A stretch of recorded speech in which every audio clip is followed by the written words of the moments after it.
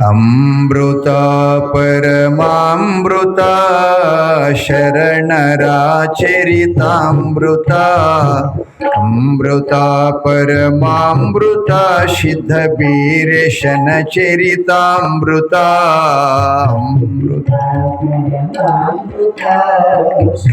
ಎಲ್ಲರೂ ಅನ್ರಿ.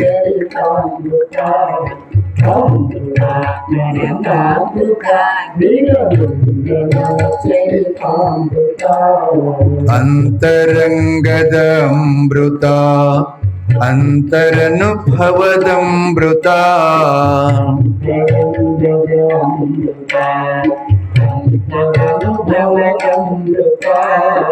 ಅಮೃತ ಪರಮಾಮೃತ ರೇವಣ ಸಿದ್ಧರ ಚರಿತಾಮೃತ ಅಮೃತ ಪರಮಾಮೃತ ಮಹಾಲಿಂಗರಾಯನ ಚರಿತಾಮೃತ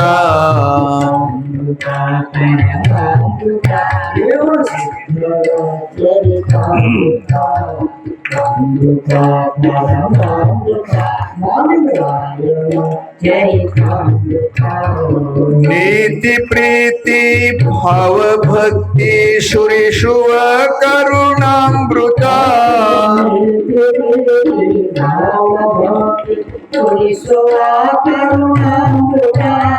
ನ್ಯಾಯ ನಿಷ್ಠೆ ಸೌಮ್ಯ ಕಾಯಕ ಕಲಿಸುವ ಜೀವಾಮೃತ ನ್ಯಾಯ ನಿಷ್ಠೆ ಸೌಮ್ಯ ಕಾಯಕ ಕಲಿಸುವ ಜೀವಾಮೃತ ಅಮೃತ ಪರಮಾಮೃತ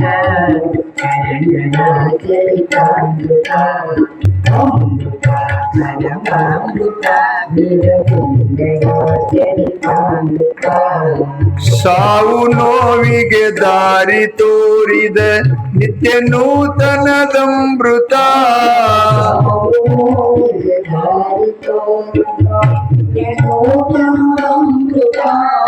ಮನದ ಮೈಲಿಗೆ ತೊಳೆಯುವಂತಹ ಮಂಗಲದ ಮಹದಮೃತ ಮನದ ಮೈಲಿಗೆ ತೊಳೆಯುವಂತಹ ಮಂಗಲದ ಮಹದಮೃತ ಅಮೃತ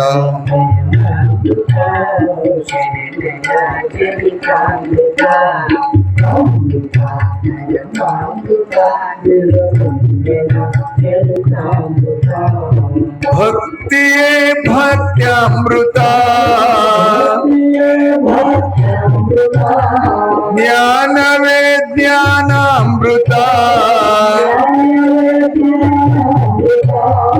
ಭಕ್ತಿ ಜ್ಞಾನ ತ್ಯಾಗ ಬೆರೆತ ಸಿದ್ಧರ ಚರಿತಾಮೃತ ಭಕ್ತಿ ಜ್ಞಾನ ತ್ಯಾಗ ಬೆರೆತ ಗುರುವಿನ ಚರಿತಾಮೃತ ಅಮೃತ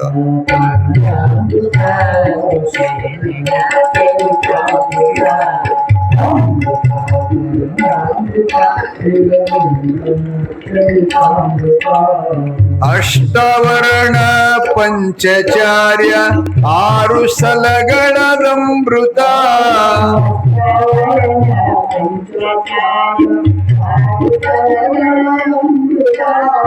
ಕಾಯಕ ದಾಸೋಹ ಸಮತೆ ಶರಣರನುಭವದಮೃತ ಕಾಯಕ ದಾಸೋಹ ಸಮತೆ ಶರಣರನುಭವದಮೃತ ಅಮೃತ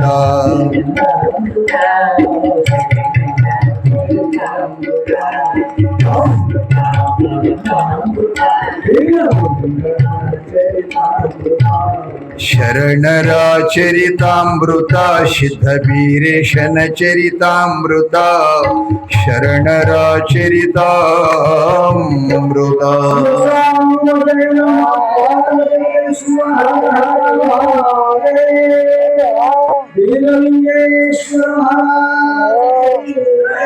ಜಗದ್ಗುರು ಸಿದ್ದೇಶ್ವರ ಜಯ ಮಂಗಲಂ ಜಯ ಪಾರೇಶ್ವರ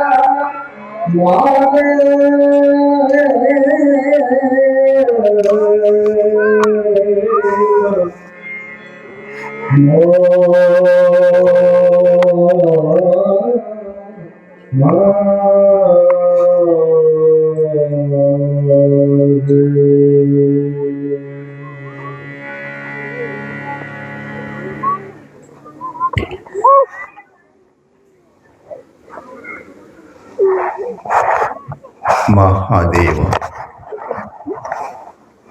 ಬಸವಾದಿ ಶಿವಶರಣರನ್ನ ಜಗತ್ತಿನ ದಾರ್ಶನಿಕರನ್ನ ಸಂತ ಮಹಾಂತರನ್ನ ಆರೂಢ ಅವಧೂತರನ್ನ ಆಚಾರ್ಯ ವಿರಕ್ತರನ್ನ ಋಷಿ ಮುನಿಗಳನ್ನ ವಿಶ್ವದ ಎಲ್ಲ ಗುರು ಪರಂಪರೆಗೆ ಶಿರಬಾಗಿ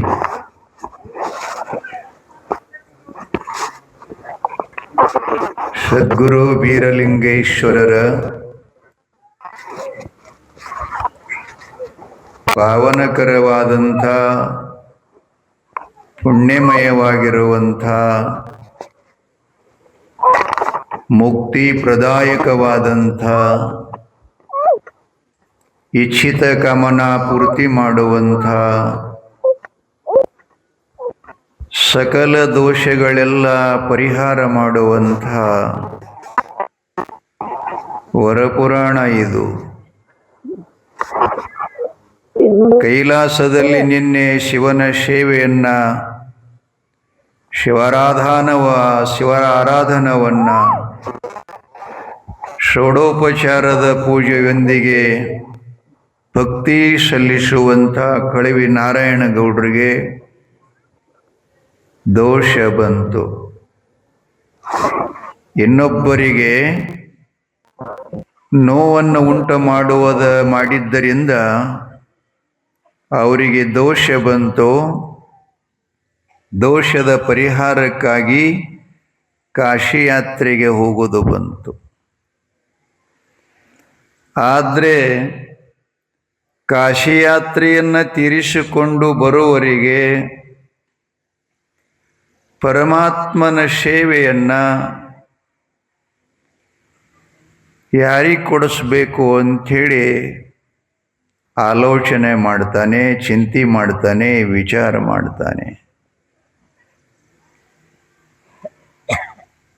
ಆ ಕಡೆ ಈ ಕಡೆ ಗಮನ ಹರಿಸ್ತಾ ಇದ್ದಾನ. ಯಾವುದೇ ಒಂದು ಕೆಲಸ ನಾವು ಯಾರಿಗಾರೆ ಒಪ್ಪಿಸಿ ಹೋಗ್ಬೇಕಾಗಿತ್ತು ಅಂತಂದ್ರೆ ಸುಮ್ಮನೆ ಯಾರಿಗಾರೆ ಕೊಟ್ಟು ಹೋಗುವುದಿಲ್ಲ. ನಾವು ಅದರ ಬಗ್ಗೆ ಸುದೀರ್ಘವಾಗಿ ವಿಚಾರ ಮಾಡುತ್ತೇವೆ. ಏನು ಅಂತಂದರೆ ಇವನಿಗೆ ಒಪ್ಪಿಸಿ ಹೋದ್ರೆ ಚೆನ್ನಾಗಿ ಮಾಡ್ತಾನೋ ಇಲ್ಲ, ಅವನ ಮೇಲೆ ಪೂರ್ಣ ವಿಶ್ವಾಸ ಇರಬೇಕಲ್ಲ. ಹಂಗೆ ಮನೆಗೆ ಬಿಟ್ಟು ನೀವು ಹೋಗಾಗ ಕಡ್ರಿ ಹೊರಟಿರಿ ಅಂತಂದ್ರೆ ನೆರಮನೆಯವ್ರಿಗೆ ಹೇಳ್ತೀರಿ. ನೀವು ಓಣ್ಯಾಗ ಭಾಳ ಮನೆ ಇರ್ತಾವೆ, ಎಲ್ಲ ಮನೆಗೆ ಹೇಳಂಗಿಲ್ಲ. ನಿಮ್ಮ ಮ್ಯಾಲೆ ವಿಶ್ವಾಸ ಯಾರದದ ಅದೇ ಮನೆಗೆ ಹೇಳ್ತೀರಲ್ಲ. ಹಂಗ ಕಳವಿ ನಾರಾಯಣ ಗೌಡ್ರು ನಾನು ಬರೋವರೆಗೆ ಅಷ್ಟೊಂದು ಶ್ರದ್ಧೆಯಿಂದ ನಾ ಯಾವ ರೀತಿಯಾಗಿ ಪೂಜೆ ಮಾಡುತ್ತೇನೆ ಅಂಥ ಪೂಜೆ ಮಾಡುವಂಥವು ಸಿಗ್ಬೇಕಲ್ಲ ಅಂಥೇಳಿ ವಿಚಾರ ಮಾಡೋದರ ಜೊತೆಗೆ ಒಬ್ಬ ಮಹಾಪುರುಷನ ದರ್ಶನ ಆಗುತ್ತದೆ. ಆತನೇ ಕೈಲಾಸದಲ್ಲಿರುವಂಥ ಭರಮದೇವರ. ಅವನನ್ನು ನೋಡಿದ ಕ್ಷಣವೇ ನಾರಾಯಣಗೌಡರಿಗೆ ಅವನ ಮೇಲೆ ವಿಶ್ವಾಸ ಮೂಡಿತು, ಪ್ರೀತಿಯಾಯಿತು. ಕೇಳ್ದ, ನೀ ಯಾರು ಅಂತ. ಅವ ಹೇಳ್ತಾನೆ, ನಾನು ಕಮಲಾದೇವಿಯ ಸುತ ಭರಮದೇವರ. ಹಾಗಾದ್ರೆ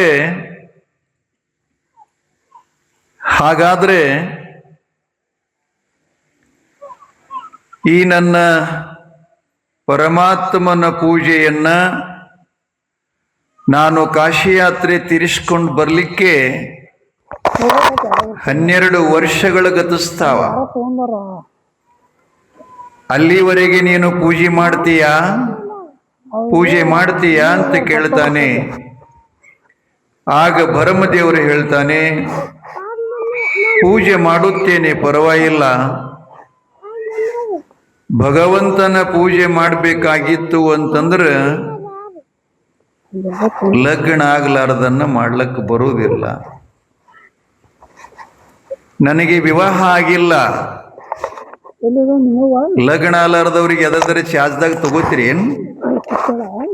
ತಗೋತೀರೇನಪ್ಪ? ತಗೊಳ್ಳಲ್ಲ.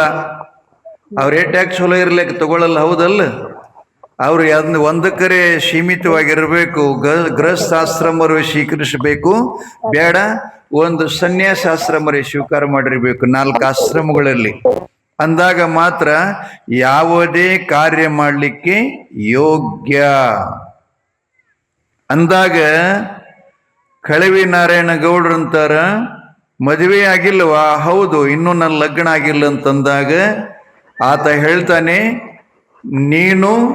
ನಾನು 12 ವರ್ಷ ಕಾಶಿ ಯಾತ್ರೆಯನ್ನು ತೀರಿಸಿಕೊಂಡು ಬರೋ ತನಕ ಪೂಜಾ ಮಾಡಲಿಕ್ಕೆ ನನಗೆ ಯೋಗ್ಯ. ಆದ್ರೆ ನನ್ನ ಮನೆಯೊಳಗೆ ನನ್ನ ಸಹೋದರಿ ಅದಾಳ, ಸೂರಮ್ಮ ದೇವಿ ಅಂತ.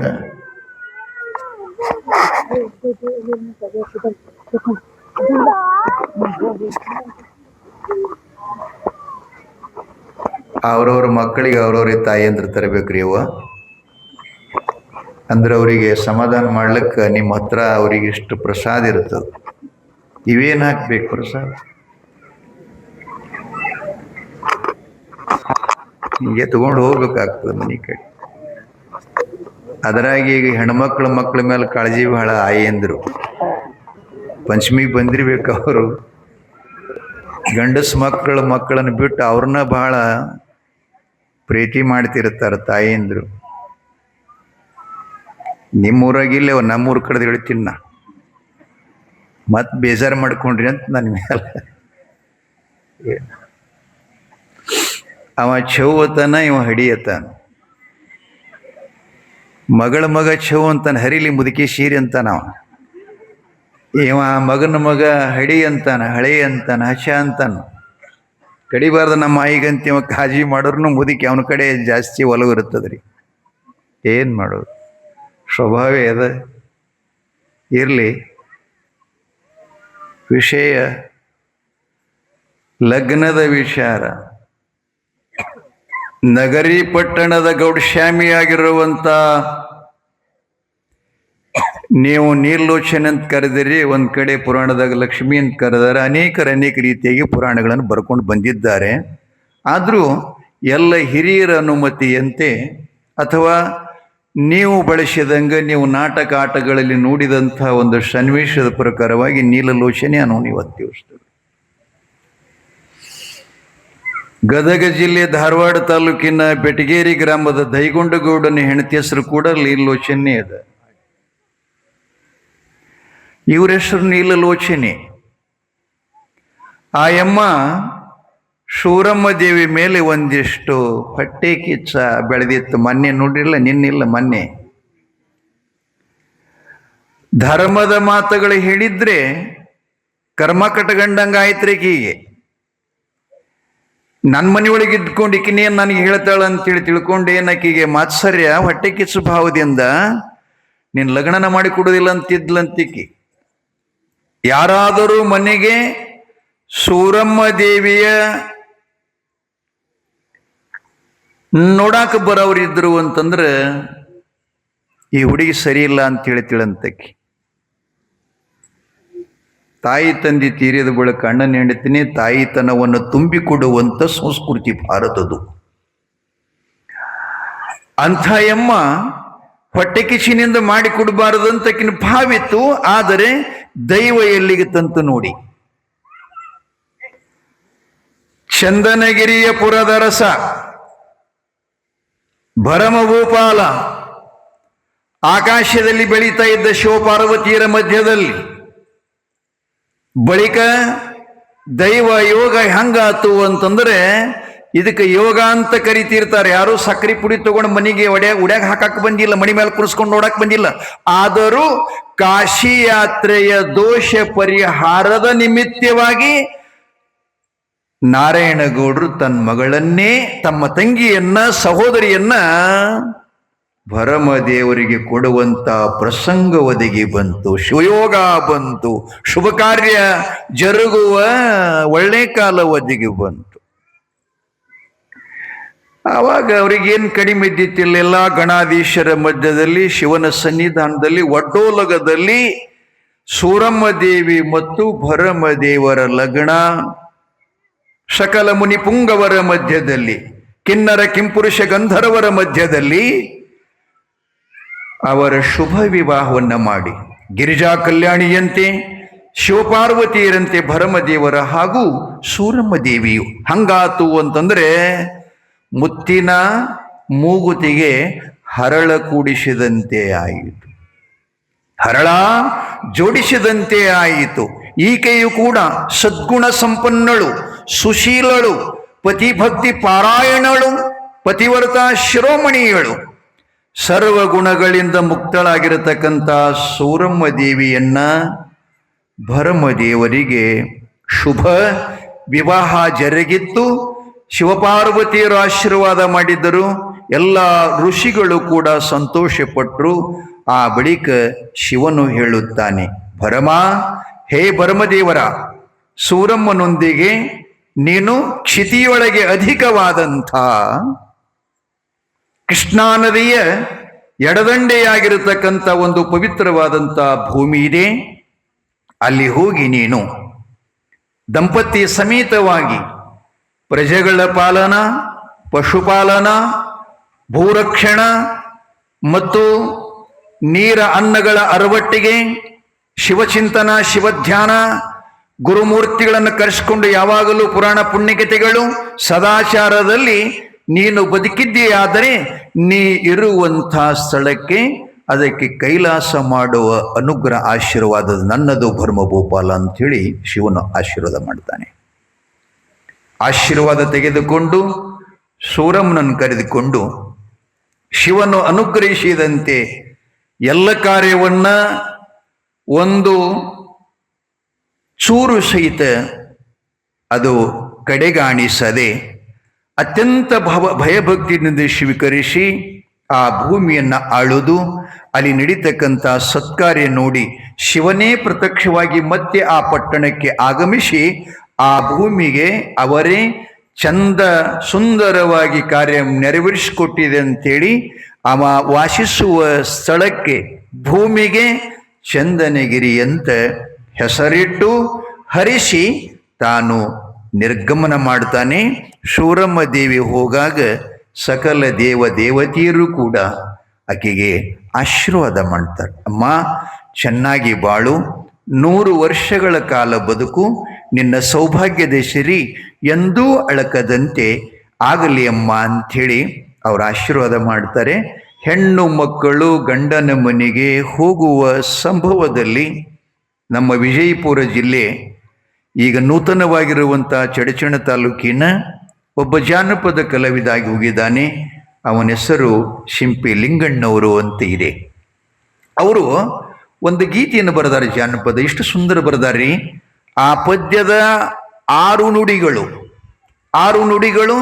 6 ಸೂತ್ರಗಳು ಪ್ರತಿಯೊಂದು ಹೆಣ್ಣು ಮಗು ಗಂಡನ ಮನೆಗೆ ಹೋಗುವ ತತ್ಪೂರ್ವ ಆ ಗೀತೆಯನ್ನು ಕೇಳಿ ಜೀವನದಲ್ಲಿ ಅವಲೋಕನ ಮಾಡಿಕೊಂಡಿದ್ರೆ ಆ ಮಗಳಿಗೆ ಯಾವತ್ತು ದುಃಖವೇ ಇಲ್ಲ ಅಂತ ಆ ಗೀತೆ ಹೇಳ್ತದೆ, ಪ್ರಮಾಣ ಕೊಡ್ತದೆ. ಅದು ಆ ಗೀತೆಯನ್ನು ನಾನು ಹಾಡ್ತಾ ಇದ್ದೀನಿ, ಒಂದಿಷ್ಟು ಕೇಳಿ. ನೀವಲ್ಲಿ ಕೇಳಿರ್ಬೋದು, ಭಜನೆದೊಳಗೆ ಅದು ಹಾಡ್ತಿರ್ತಾರವರು. ಆದರೂ ಸಂದರ್ಭಕ್ಕೆ ಅನುಸಾರವಾಗಿ ಹೆಣ್ಮಕ್ಳು ಹೋಗಾಗ ತಾಯಿ ತಂದೆಗಳು ಗುರು ಹಿರಿಯರೆಲ್ಲ ಯಾವ ರೀತಿಯಾಗಿ ಆಕೆಗೆ ಅನುಗ್ರಹ ಮಾಡಬೇಕು ಅನ್ನೋದನ್ನ ಅದು ಒಂದು ಗೀತೆ.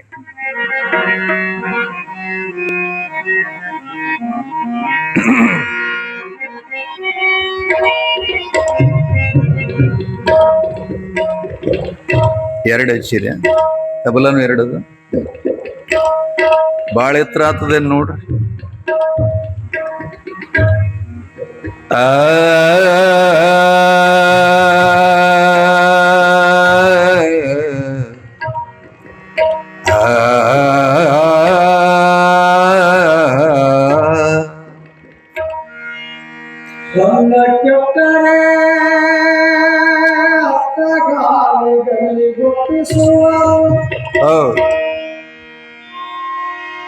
ಹಣ್ಣು ಕೆಟ್ಟರೆ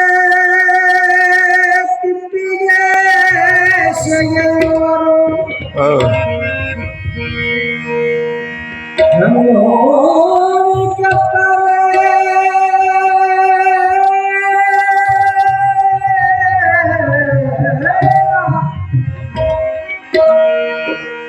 ಕೆಮ್ಮೋನಿ ಕೆಟ್ಟರೆ ತಾಯಿನ ಹಾದಿ ತೋರಿಸುವರು ತಂಗಿ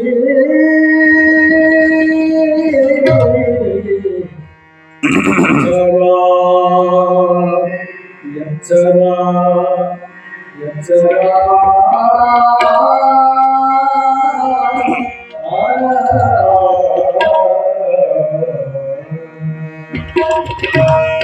ಊರ ಮುಂದಿನ ಬಾವಿ ಯಾರ ತೋಡಿದರೇನ ಊರ ಮುಂದಿನ ಬಾವಿ ಯಾರ ತೋಡಿದರೇನ ಕಾಲ ಜಾರಿದರ ಕೈಲಾಸ ಕಾಲ ಜಾರಿದರ ಕೈಲಾಸ ನಾರಿಯ ಮನವ ಜಾರಿದರ ವನವಾಸ ತಂಗಿ ನವ ಜಾರಿದರ ವನವಾಸ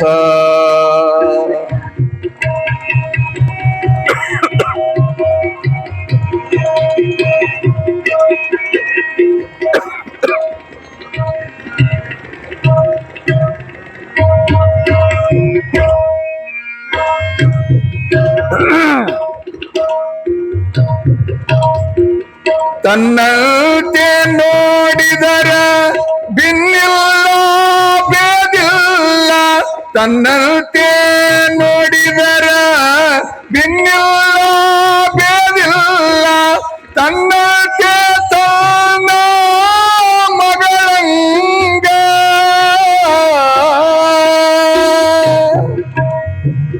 ತನ್ನಂತೆ ತನ್ನ ಮಗಳಂಗ ನೋಡಿದರ ಕಣ್ಣ ಮುಲ್ದಾದ ಕೈಲಾಸ ತಂಗಿ ಕಣ್ಣ ಮುಲ್ದಾದ ಕೈಲಾಸ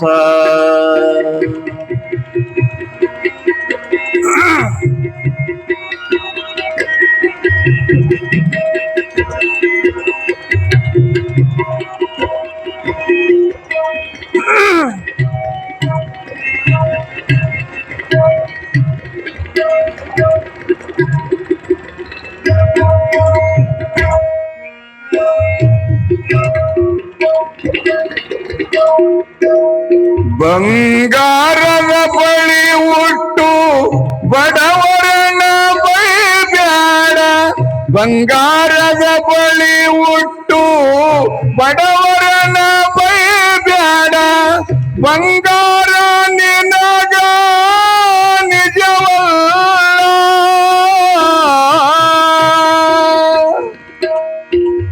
ಬಂಗಾರ ನಿನಗ ನಿಜವಲ್ಲ ನನ್ನ ಮಗಳ ಮಧ್ಯಾಹ್ನದ ಬಿಸಿಲು ಸ್ಥಿರವಲ್ಲ ತಂಗಿ ಮಧ್ಯಾಹ್ನದ ಬಿಸಿಲು ಸ್ಥಿರವಲ್ಲ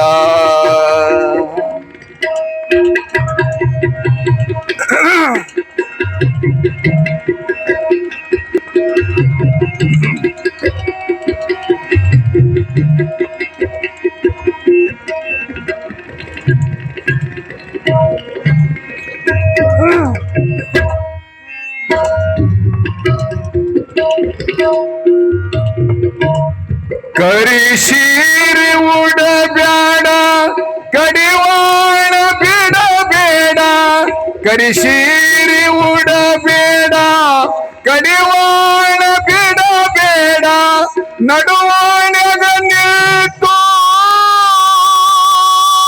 ನಗಬೇಡ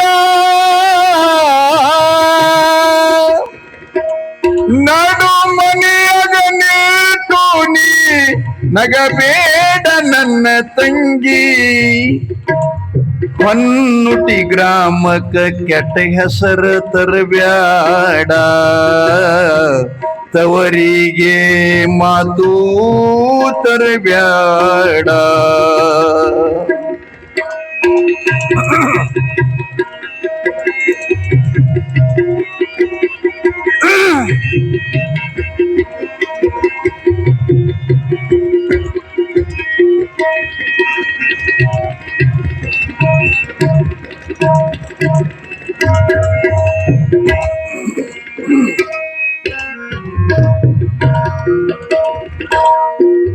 ಗಂಡನ ಮನಿಯಾಗ ಗಂಡನ ಮನಿಯಾಗ ಗಂಡನ ಮನಿಯಾಗ ಗಂಡನ ಮನಿಯಾಗ ಬೇದನೆ ಬಗೆಬೇಡ ಗಂಡನ ಮನಿಯಾಗ ಬೇದನೆ ಬಗೆಬೇಡ ಅಣ್ಣ ತಮ್ಮರ ಪದ ಕಡಿಬೇಡ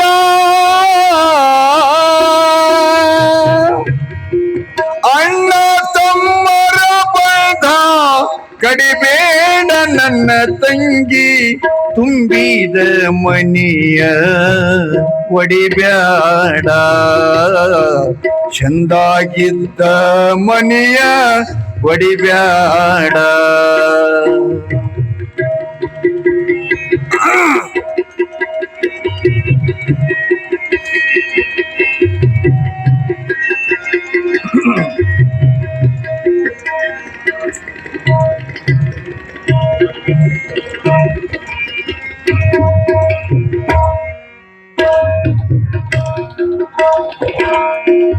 ಅತ್ತಿಯ ಮನೆಯೋಳು ಒತ್ತಾಗಿರಬೇಕು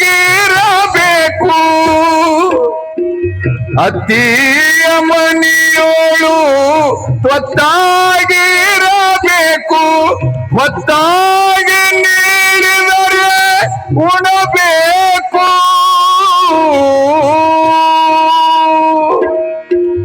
ಹೊತ್ತಾಗಿ ನೀಡಿದರೆ ಉಣಬೇಕು ನನ್ನ ಮಗಳ ಹೊನ್ನುಟಿ ಗ್ರಾಮದ ಕೀರ್ತಿ ತರಬೇಕು ಹೆತ್ತವರ ಮನಿ ಕೀರ್ತಿ ತರಬೇಕು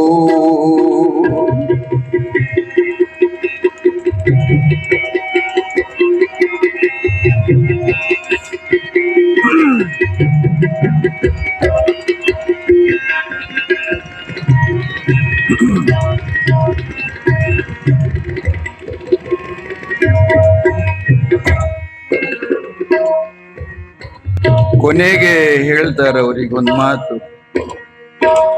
ಚಾಡಿ ಹೇಳುವ ಮಂದಿ ಸುಗುಲಿ ಹೇಳುವ ಮಂದಿ ಜಗಳ ಹಚ್ಚುವ ಮಂದಿ ಮನಿಯ ಒಡೆಯುವ ಮಂದಿ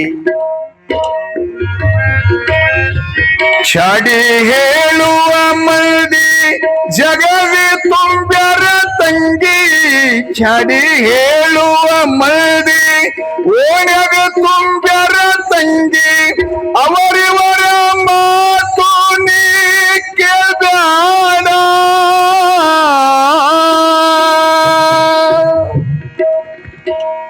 ಅವರಿವರ ಮಾತು ನೀ ಕೇಳ್ಬ್ಯಾಡ ನನ್ನ ತಂಗಿ ಚಡಚಣ ಶಿಂಪಿಲಿಂಗಣ್ಣನ ಮಾತೆಂದು ಮರಿಬ್ಯಾಡ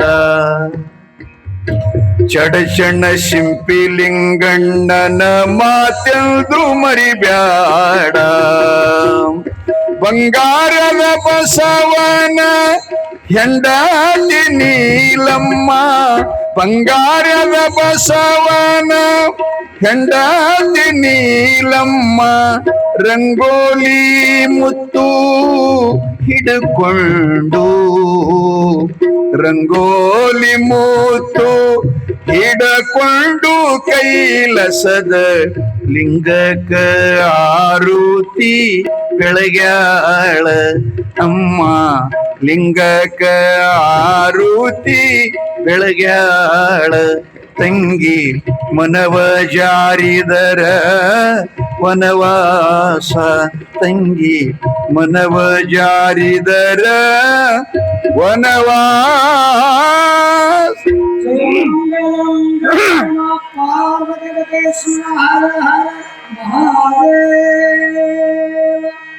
वीरलिंगेश्वर महाराज की जगद्गुरु रघुनाथ सिद्धेश्वर महाराज की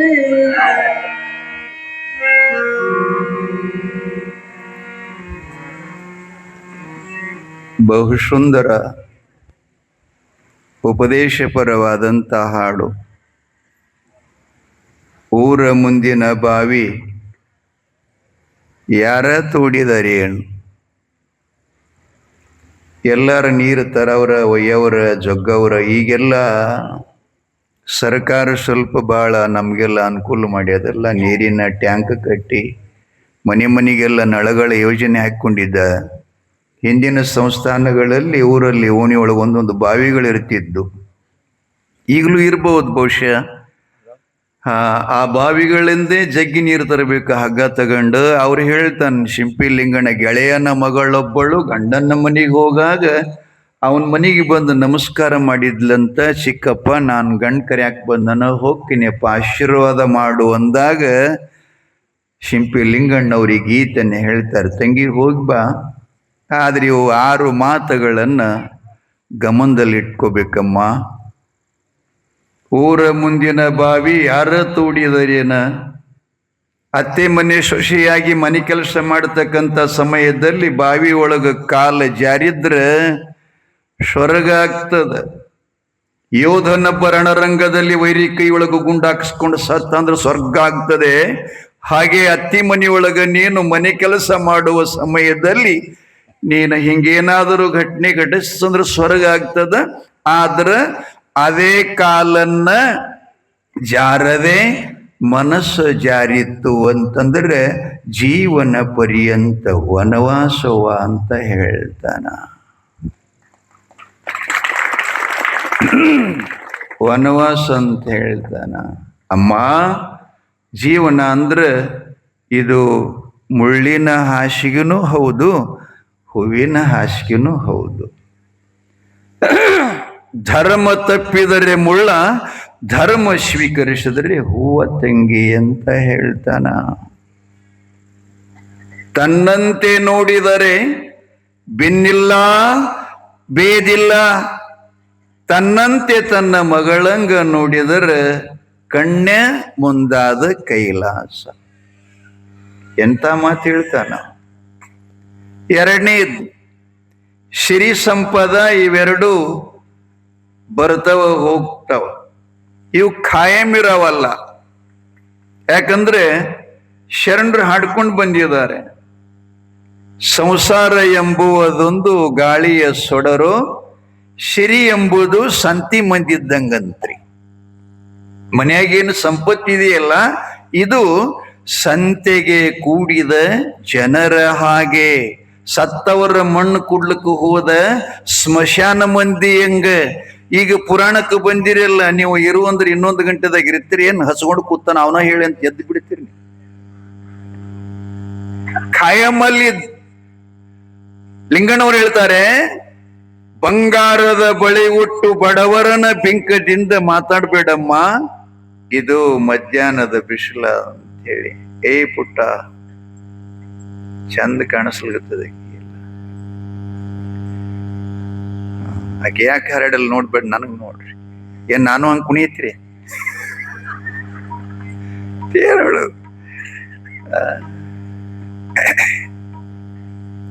ಮಧ್ಯಾಹ್ನದ ಬಿಸಿಲು ಸ್ಥಿರವಲ್ಲ, ಇದು ಹಂಗಲ್ಲವ. ಸಿರಿ ಸಂಪತ್ತು ಬಂದಾಗ ಒಂದೇ ಆಗಿರಬೇಕು. ಅತಿ ಸುಖ ಇತ್ತಂದ್ರೆ ಸಂತೋಷ ಪಡಿಬೇಡ, ಕಷ್ಟ ಬಂತು ಅಂತಂದ್ರೆ ಇನ್ನೊಬ್ಬರು ಹೊಸ್ತಲ್ಕ್ ಹೋಗಿ ಹೇಳಬೇಡ ಅಂತ ಹೇಳ್ತಾರವ್ರು. ಆ ಬಳಿಕ ಎಲ್ಲ ಸೀರೆ ಉಡು ತಂಗಿ, ಕಪ್ಪು ಬಟ್ಟೆ ಹಾಕೋಬೇಡ, ಕರಿ ಸೀರೆ ಉಡಬೇಡ ಅಂತ ಹೇಳ್ತಾರೆ. ಯಾಕಂದ್ರೆ ಈ ಲಕ್ಷ್ಮಿಗಳದೊಳಗೆ ಅನೇಕ ಅವತಾರಗಳದಾವ್ರಿ. ಅದ್ರಾಗ ಒಬ್ಬಕ್ಕಿ ಲಕ್ಷ್ಮಿ ಕಪ್ಪು ಸೀರೆನೇ ಉಡ್ತಾಳಕ್ಕಿ. ಆಕಿ ಯಾರು ಅಂದ್ರೆ ಇದಿ ಲಕ್ಷ್ಮಿ. ಅಂಥ ಬಟ್ಟೆ ನೀ ಧರಿಸಲಿಕ್ಕೆ ಯೋಗ್ಯ ಅಲ್ಲ. ಕರಿ ಸೀರೆ ಉಡ್ಬೇಡ, ಕಡಿವಾಣ ಬಿಡಬೇಡ. ಕಡಿವಾಣ ಅಂದ್ರೆ ಏನ್ರಿ ಯಪ್ಪ? ಇಲ್ಲೇ ಅಪ್ಪನ ಕುದುರೆ ಅದಲ್ಲ, ಅಪ್ಪ ಬೀರೇಶನ್ ಕುದುರೆ ಬಾಯಿಗದ ನೋಡಿ, ಕಡಿವಾಣದ ಕಬ್ಬಣದಿರ್ತೈತಿ. ಆ ಕಡಿವಾಣ ಇಲ್ಲ ಅಂದ್ರೆ ಕುದುರೆ ಕೈಯಾಗ ಸಿಗಲ್ಲ. ಅದಕ್ಕೆ ಅವ್ರು ಹೇಳ್ತಾರೆ, ಕಡಿವಾಣ ಅನ್ನುವಂಥ ಮನಸ್ಸನ್ನ ಬಿಗಿಯಾಗಿಡಬೇಕು, ಕಡಿವಾಣ ಬಿಡಬೇಡ. ಆ ಬಳಿಕ ಓಣ್ಯಾಗ ನಿಂತು ಹೆತ್ತವರ ಹೆಸರನ್ನು ಕೆಡಿಸುವಂಗ ನಗಬೇಡ ಅಂತ ಹೇಳ್ತಾನ. ನಗೆ ಇರಬೇಕು, ಆದರೆ ನಗೆಯೊಳಗೊಂದಿಷ್ಟು ರಸ ಇರಬೇಕು. ಅವರು ನೋಡಿದ್ರೆ ಮನೆಯಾಗಿನ ಅತ್ತಿ ಮಾವ ಭಾವ ಮೈದುನರೆಲ್ಲರೂ ಅತ್ಯಂತ ಸಂತೋಷ ಪಡಬೇಕು. ನಾವು ನಕ್ರೆ ಹಾಗಿರಬೇಕು. ಆ ಬಳಿಕ ಇನ್ನೊಂದು ನುಡಿ ಏನು ಹೇಳ್ತಾರೆ ಅವರು, ಗಂಡನ ಮನೆಯೊಳಗ ಬೇದನಿ ಬಗಿಬೇಡ, ಅಣ್ಣ ತಮ್ಮರ ಬಂಧ ಕಡಿಬೇಡ. ಬಹಳ ಜೀವನದ ಮೌಲ್ಯದ ರೀ. ನಮಗೆ ಜ್ಞಾನ ಕಡಿಮೆ ಇರುವುದರಿಂದ, ಹೆಚ್ಚಾಗಿ ನಮ್ಮಲ್ಲಿ ಲೌಕಿಕ ಸುಖದ ಬಯಕೆಯಿಂದ ಮತ್ತು ಚಿಕ್ಕದಾದಂಥ ಮನುಷ್ಯನಿಂದೇ ನಮಗೆಲ್ಲ ಇಷ್ಟೆಲ್ಲ ಆಗ್ತಿರ್ತಾವ. ಸ್ವಲ್ಪ ಮನಸ್ಸು ದೊಡ್ಡದಾಗಿತ್ತು, ಜ್ಞಾನ ಇತ್ತು ಅಂತಂದ್ರೆ ಒಂದೊಂದು ಪುಸ್ತಕ ಸಿಗ್ತಾವ, ನೋಡಿ ಸ್ವಲ್ಪ ಓದ್ಕೊಳ್ರಿ. ತಾರಾ ಮಂಡೋದರಿ ಶೀತ ಪಾರಿಜಾಕ್ಷ, ಗೌತಮನ ಧರ್ಮ ಪತ್ನಿಯಾಗಿರ್ತಕ್ಕಂಥ ಅಹಿಲ್ಯ, ರಾವಣನ ಧರ್ಮ ಪತ್ನಿಯಾಗಿರ್ತಕ್ಕಂಥ ಮಂಡೋದರಿ, ಯಜ್ಞವಾಲಿಕ್ಯನ ಮುದ್ದು ಮಾನಿನಿಯಾದ ವಿದ್ಯಾಶಾರದ ಮೈತ್ರ.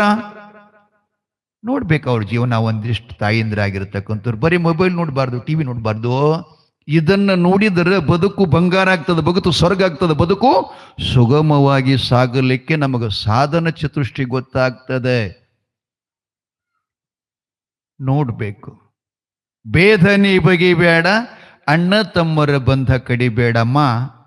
ಮನಿ ಒಡೆಯೋಂಗ್ ಮಾಡಬಾರ್ದು, ಇನ್ನಿಷ್ಟು ಮನಿ ದೊಡ್ಡದಾಗುವಂಗ ನಿಮ್ಮಲ್ಲಿ ವಿಚಾರ ಸ್ಮರಣೆ ಇರಬೇಕಂತ ಶಿಂಪಿ ಲಿಂಗಣ್ಣ ಹೇಳ್ತಾನೆ.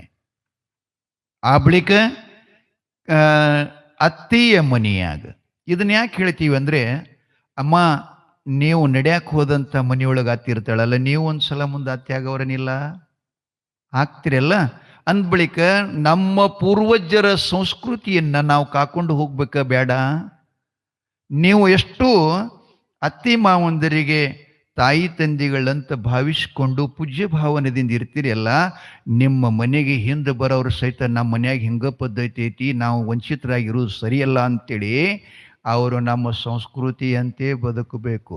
ಆ ಬಳಿಕ ಇನ್ನೊಂದು, ನಿಮ್ಮ ಮನೆಯಾಗಿನ ಸುದ್ದಿ ಇನ್ನೊಬ್ರ ಮುಂದೆ ಎಂದೂ ಹೇಳಬಾರ್ದು. ಹೊರಗೆ ಬಿತ್ತು ನಿಮ್ಮ ಮನೆ ಛಿದ್ರ ಆಯ್ತ ತಿಳ್ಕೋಬೇಕು. ಕಾರಣ, ಯಾವಾಗಲೂ ನಿಮ್ಮ ಮನೆ ನೋಡುವ ಸಮಯವೇ ಕಾಯ್ತಾ ಇದ್ದಾರೆ ಕೆಲವು ಜನ. ಮತ್ತು ಅವ್ರ ಕೈಯಾಗ ಓದಿ ಸಿಕ್ಕ ಬಳಕ ಒಂದಿದ್ದದ ಕೌದಿ ನಾಲ್ಕು ಯಾಕಾಗಲ್ಲ? ಆಗ್ತಾವಿಲ್ಲ. ಅದಕ್ಕೆ ನಾವು ಸಾಮಾನ್ಯವಾಗಿ ಗಂಡ ಮಾಡ್ಕೊಳ್ಳೋದು, ಮಕ್ಕಳ ಹಿಡಿಯೋದು ವಿಶೇಷ ಅಲ್ಲ. ನಮ್ಗಿಂತಲೂ ಚಲೋ ಮಕ್ಕಳು ಹಿಡಿತಾರೆ ಗುಬ್ಬಿಕಾಗಿ. ನಾವು ಬೇರೆ ವಿಶೇಷವಾಗಿರ್ಬೇಕು. ಮನುಷ್ಯ ನೋಡ್ಬೇಕು, ಗುಬ್ಬಿ ಗಿಡದಾಗ ಒಂದು ಮನೆ ಕಟ್ತದ ನೋಡ್ರಿ. ಇನ್ನದು ನಮ್ಮ ಬಾಗಲು ಕಳರು ಬರಂಗೆ ಹಿಡಿತೀವ್ರಿ, ಅದ್ರ ಬಾಗಿಲು ಹೆಂಗದ? ಹಾವು ಮೊದಲುಗೊಂಡು ಹೋಗ್ಲಾರ್ದಂಗೆ ಕೆಳಮುಖವಾಡಿ ಬಾಗಿಲ ತೆಗಿತದದು. ಕೈ ಇಲ್ಲದಕ್ಕೆ ಬರೀ ಚುಂಚಿನಿಂದ ಹೆಣಿತದ. ಇಷ್ಟು ಸುಂದರ ನೋಡ್ಬೇಕು. ಹೇಳೋ ತಾತ್ಪರ್ಯ ಏನದ, ಮನುಷ್ಯನ ಜೀವನಕ್ಕೆ ನಾವು ಬಂದ ಬಳಿಕ ಗೃಹಸ್ಥ ಆಶ್ರಮದ ಮೂಲ ತತ್ವವನ್ನು ಅಳವಡಿಸ್ಕೋಬೇಕು. ಅತ್ತಿಯ ಮನೆಯಾಗ ತೊತ್ತಾಗಿರಬೇಕು. ತೊತ್ತಿಯಂತೆ ನೀವು ಸೇವಾ ಮಾಡಿದ್ರಿ ಅಂತಂದ್ರೆ ಕಾರೇಶು ಮಂತ್ರಿ ಕರಣೇಶು ದಾಸಿ, ಸುಭಾಷಿತಕಾರ ಹೇಳ್ತಾನೆ. ಹಂಗೆ ಅತ್ತಿಯ ಮನೆಯಾಗ ತೊತ್ತಾಗಿರಬೇಕು, ಹೊತ್ತಾಗಿ ನೀಡಿದರೆ ಉಣ್ಬೇಕು. ಈಗ ಮೊದಲೇ ತಕರಾರು ಅದಾವ, ಅತ್ತಿ ಮಾವ ಅಣ್ಣತಮ್ಮರಿದ್ದಂದ್ರೆ ಹೆಣ್ಣೆ ಕೊಡಂಗಿಲ್ಲ. ನಿಮ್ಮ ಕಡೆ ಯಾರಿಗೂ, ನಮ್ಮ ಕಡೆ ಹಂಗೆ ಮಾಡ್ತಾವ್ರಿ. ಯಾರು ಇರ್ಬಾರ್ದು, ಇವ್ರು ಇಬ್ಬರೇ ಇಬ್ರು ಗಂಡ ಹೆಂಡತಿ. ಬಂದು ಬೇಡ, ಬಳಗು ಬೇಡ, ಹಬ್ಬ ಬೇಡ, ಹುಣಿ ಬೇಡ, ಬರೇ ಇವರೇ ಇಬ್ಬರೇ, ಒರೇ ಭೋಗ ಭೋಗ ಭೋಗ ಭೋಗ. ಅದರಾಗಿ ಮುಳುಗೆದ್ದು ಮಾಡುವಂತಹ ಜೀವನ ಹಾಗಿಲ್ಲ. ಎಲ್ಲವೂ ಇರಬೇಕು. ಬಹಳ ಸುಂದರ ಸಂಸ್ಕೃತಿ ಅದ, ಸುಂದರ ಬದುಕದ. ಸತಿಪತಿಗಳ ಮಧ್ಯದ ಜೀವನದ ಅವಕಾಶ ಯಾವ ಜನ್ಮದಲ್ಲಿ ಕೂಡ ಸಿಗುವುದಿಲ್ಲ.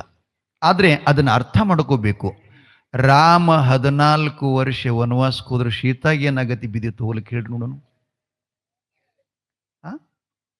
ಹರಿಶ್ಚಂದ್ರ ವಿಶ್ವಾಮಿತ್ರನಿಗೆ ಕೊಟ್ಟಂತ ವಚನ ತಾರಾಮತಿಗೇನು ಸಂಬಂಧಪಡ್ತಾ ಇದೆ ಹೇಳಿ? ಅವ್ರೇನ್ ಮಾಡಿದ್ರು, ಗಂಡನ ಬದುಕಿನಲ್ಲಿ ಬಂದಂತ ಕಷ್ಟಕ್ಕೆ ಸತಿಯು ಭಾಗಿಯಾಗದೇ ಇದ್ರೆ ಆತ ಆಕಿನ ಕೊರಳಿಗೆ ಮಾಂಗಲ್ಯ ಕಟ್ಟಿದ ಪ್ರಯೋಜನ ಏನು? 2 ತಾಳಿ ಅಂದ್ರೆ, ನಿನಗೆ ಬಂದಿರುವಂತ ಕಷ್ಟ ನಾನು ಭಾಗಿಯಾಗಬೇಕು, ನನಗೆ ಬಂದಿರುವಂತ ಕಷ್ಟ ನೀನಾಗಬೇಕು. ನಿಮ್ಮಿಬ್ಬರ ಹೊರತಾಗಿ ಜಗತ್ತಿನೊಳಗೆ ಯಾರಿಗೂ ಕೂಡ ಸ್ವಾತಂತ್ರ್ಯ ಸಿಗುವುದಿಲ್ಲ. ಸೂರಮ್ಮ ದೇವಿಗೆ ಸಕಲ ದೇವತೆಗಳು ಉಪದೇಶ ಮಾಡಾಕತ್ತಿದ್ದಾರೆ. ಆ ಬಳಿಕ ಶಿಂಪಿಲಿಂಗನ ಕೂಡ ಹೇಳ್ತಾನೆ, ಏನಂತ? ಚಾಡಿ ಹೇಳುವ ಮಂದಿ ಒಬ್ರ ಇಬ್ರ ಅನ್ನಬಾರದು ಮಾತು. ಇಷ್ಟು ತುಂಬ್ಯಾರ. ಅವ್ರ ಮಾತಿಗೆ ಇವ್ರ ಮಾತಿಗೆ ಕಿವಿ ಕುಡಿಬೇಡ ತಂಗಿ, ನಾ ಏನು ಹೇಳಿದ್ದೆ ಈ 6 ಸೂತ್ರಗಳು ಎಂದೆಂದು ಜೀವನದಲ್ಲಿ ಮರಿಬೇಡ ಅಂತ ಆಶೀರ್ವಾದ ಮಾಡಿ ಕಳಿಸ್ಕೊಡ್ತಾನೆ. ಇಲ್ಲಿಯೂ ಸಹಿತ ಸೂರಮ್ಮ ದೇವಿಯು ಸುಸಂಸ್ಕೃತ ಮನೆತನದ ಮಗಳಾಗಿ ಜನಿಸಿದ್ದು ನಿಜ. ಆದ್ರೆ ಆ ಮನೆಗೆ ಬಂದಿರತಕ್ಕಂಥ ಹೆಮ್ಮಾರಿ ಅಣ್ಣನ ಹೆಂಡತಿ ನೀಲಲೋಚನೆ ಮಾತ್ರ ಅಷ್ಟೊಂದು ಸರಿ ಇರಲಿಲ್ಲ. ಗಂಡನ ಸುಖ ಬಿಟ್ಟು, ಬಂಗಾರ ಸುಖ ಬಿಟ್ಟು, ಉಣು ತಿನ್ನೋದು ಲಾಲಸ್ಯ ಬಿಟ್ಟು, ಇನ್ನೊಂದು ಮನೆ ಸಂಸ್ಕೃತಿ, ಧರ್ಮ, ನೀತಿ.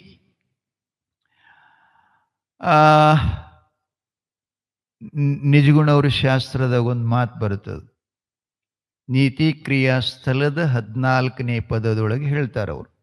ಏನಂತಂದ್ರೆ ಮತಿಗೆ ಮಂಗಲ ಇವಾವುದು. ಗೌಡ್ರದಾರೇನು? ಹಾ, ಅವ್ರು ಹೇಳಿದಾಗ ಅವ್ರಂತಾರೆ ಏನ್ ಮಂಗಲ ಅಂದ್ರೆ ಉತ್ತಮರ ಸಂಘ. ಹೌದಲ್ಲ? ಒಳ್ಳೆಯವರ ಸಂಘ. ಪತಿ ಚಿಕ್ಕವಿದ್ದ, ದೇಶದ ಯೋಧನಿದ್ದ. ನಿನ್ನೆ ಹೇಳಿನಿಲ್ಲ ನಿಮ್ಗೆ, ಈ ದೇಶವನ್ನ ಕಾಯ್ತಕ್ಕಂಥ ಯೋಧ, ಭೂಮಿಯನ್ನ ಕೀಳುವ ಒಕ್ಕಲಿಗೆ, ಇವರಿಬ್ಬರೇ ನಮ್ಮ ದೇಶದ ಪ್ರಾಣಗಳು. ಅವರಿಲ್ಲ ಅಂದ್ರೆ ನಾವಿಲ್ಲಿ ಪುರಾಣ ಪುಣ್ಯಕಥೆಗಳೇ ಹೇಳಕ್ಕಾಗಲ್ಲ. ಹೊರಗಿನವರೆಲ್ಲ ಆಕ್ರಮಣ ಮಾಡಿಕೊಂಡು ಈಗ ನಿನ್ನೆ ಹೇಳಿದೇವಲ್ಲ, ಖಿಲ್ಲಾಸೂರು ದೈತ್ಯ ನಂಗೆ ಇವೆಲ್ಲ ಗೋಪುರಗಳು ಕಟ್ಟಿದ್ದು ಕೆಡವೋರು ಬರೋರದಾರ. ಅಂಥವರೆಲ್ಲ ಈ ದೇಶದಲ್ಲಿ ಕಾಡಬಾರದಂತೆ ತುಂಬಿದ ವಯಸ್ಸಿನ ಹೆಂಡತಿಯನ್ನ ಬಿಟ್ಟು, ಮಕ್ಕಳನ್ನು ಬಿಟ್ಟು ಅವರು ಭಾರತ ಮಾತೆಯ ರಕ್ಷಣೆಗಾಗಿ ಭೂಮಿಯನ್ನು ಕಾಯ್ತಾ ಇದ್ದಾರಲ್ಲ, ಅವರಿಗೆ ಎಲ್ಲರೂ ಮತ್ತೊಮ್ಮೆ ಚಪ್ಪಾಳೆ ತಟ್ಟಿ ಗೌರವಿಸಬೇಕು.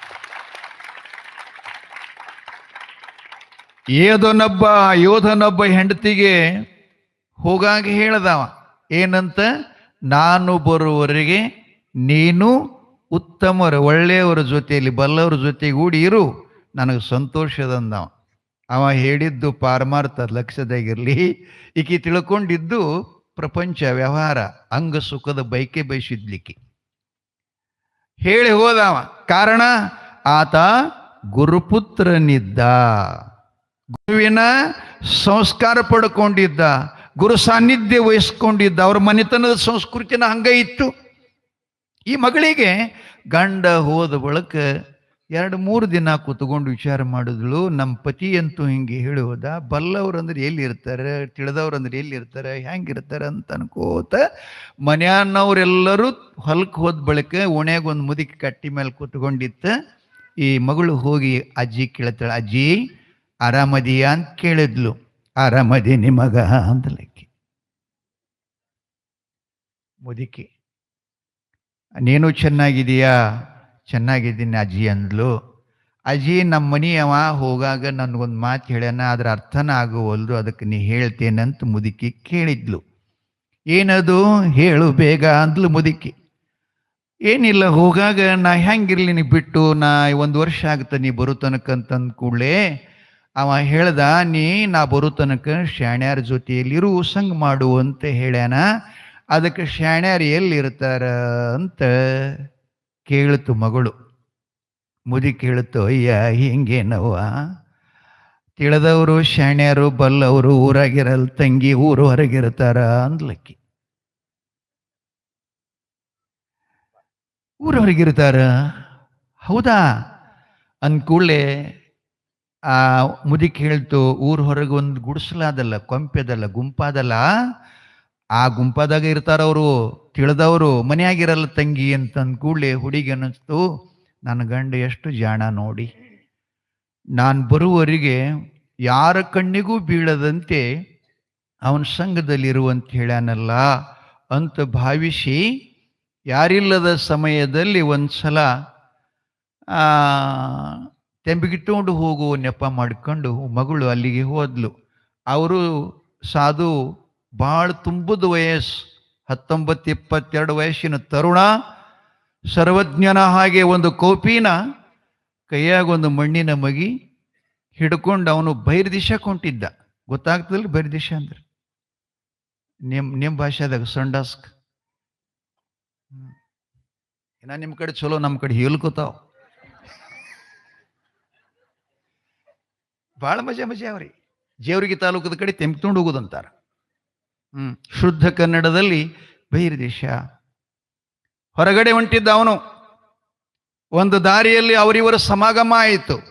ಹುಡುಗಿ ಅಂದ್ಲು, ಅಪ್ಪ ಸನ್ಯಾಸಿ, ನನ್ನ ಗಂಡ ಆರ್ಮಿದೊಳಗದಾನ್, ದೇಶವನ್ನು ಕಾಯ್ತಾ ಇದ್ದಾನ್. ಆ ಬಿಟ್ಟು ಹೋಗಾಗ ನಾ ಕೇಳಿದೆ, ನೀ ಬರುತ್ತನಕ ನಾ ಎಲ್ಲಿರ್ಲಿ ಅಂತ, ನಿನ್ನ ಜೊತೆಯಲ್ಲಿ ಇರು ಅಂತ ಹೇಳ್ಯಾನ, ಅದಕ್ಕೆ ಬಂದೀನಿ ಅಂದ್ಲಕ್ಕಿ ಹುಡುಗಿ. ಇವ ಹೇಳ್ತಾನೆ, ಮನುಷ್ಯನೊಳಗತನ ಸರ್ವಸಂಗ ಪರಿತ್ಯಾಗಿ ಆಗಿ ಸ್ಪರ್ಶ ರೂಪ ರಸ ಗಂಧ ಶಬ್ದಾದಿಗಳನ್ನು ಪಂಚ ವಿಷಯಗಳನ್ನು ತ್ಯಾಗ ಮಾಡಿದವನಿಗೆ ಮತ್ತೆ ವಿಷದ ರುಚಿಯನ್ನು ಹಚ್ತಾಳಲ್ಲ.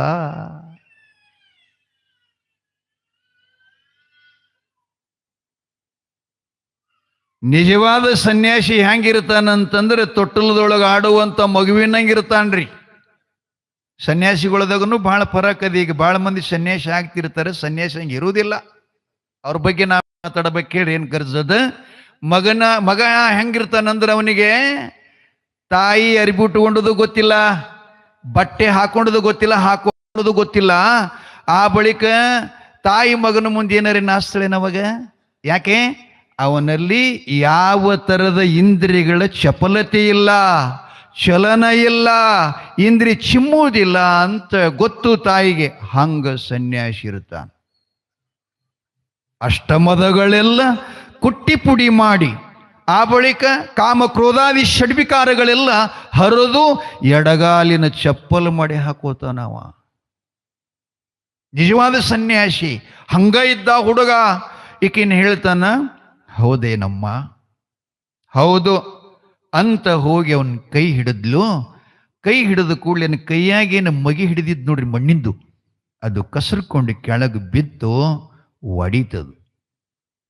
ಒಡೆದ ಬಳಿಕ ಸನ್ಯಾಸಿ ಕೈ ಕಸರ್ಕೊಂಡು ಆ ಮಣ್ಣಿನ ಹಂಚು ತಗೊಂಡು ಮಾರಿಗೆ ಹಚ್ಕೊಂಡು ಅಳ್ಳಾಕತ್ತ.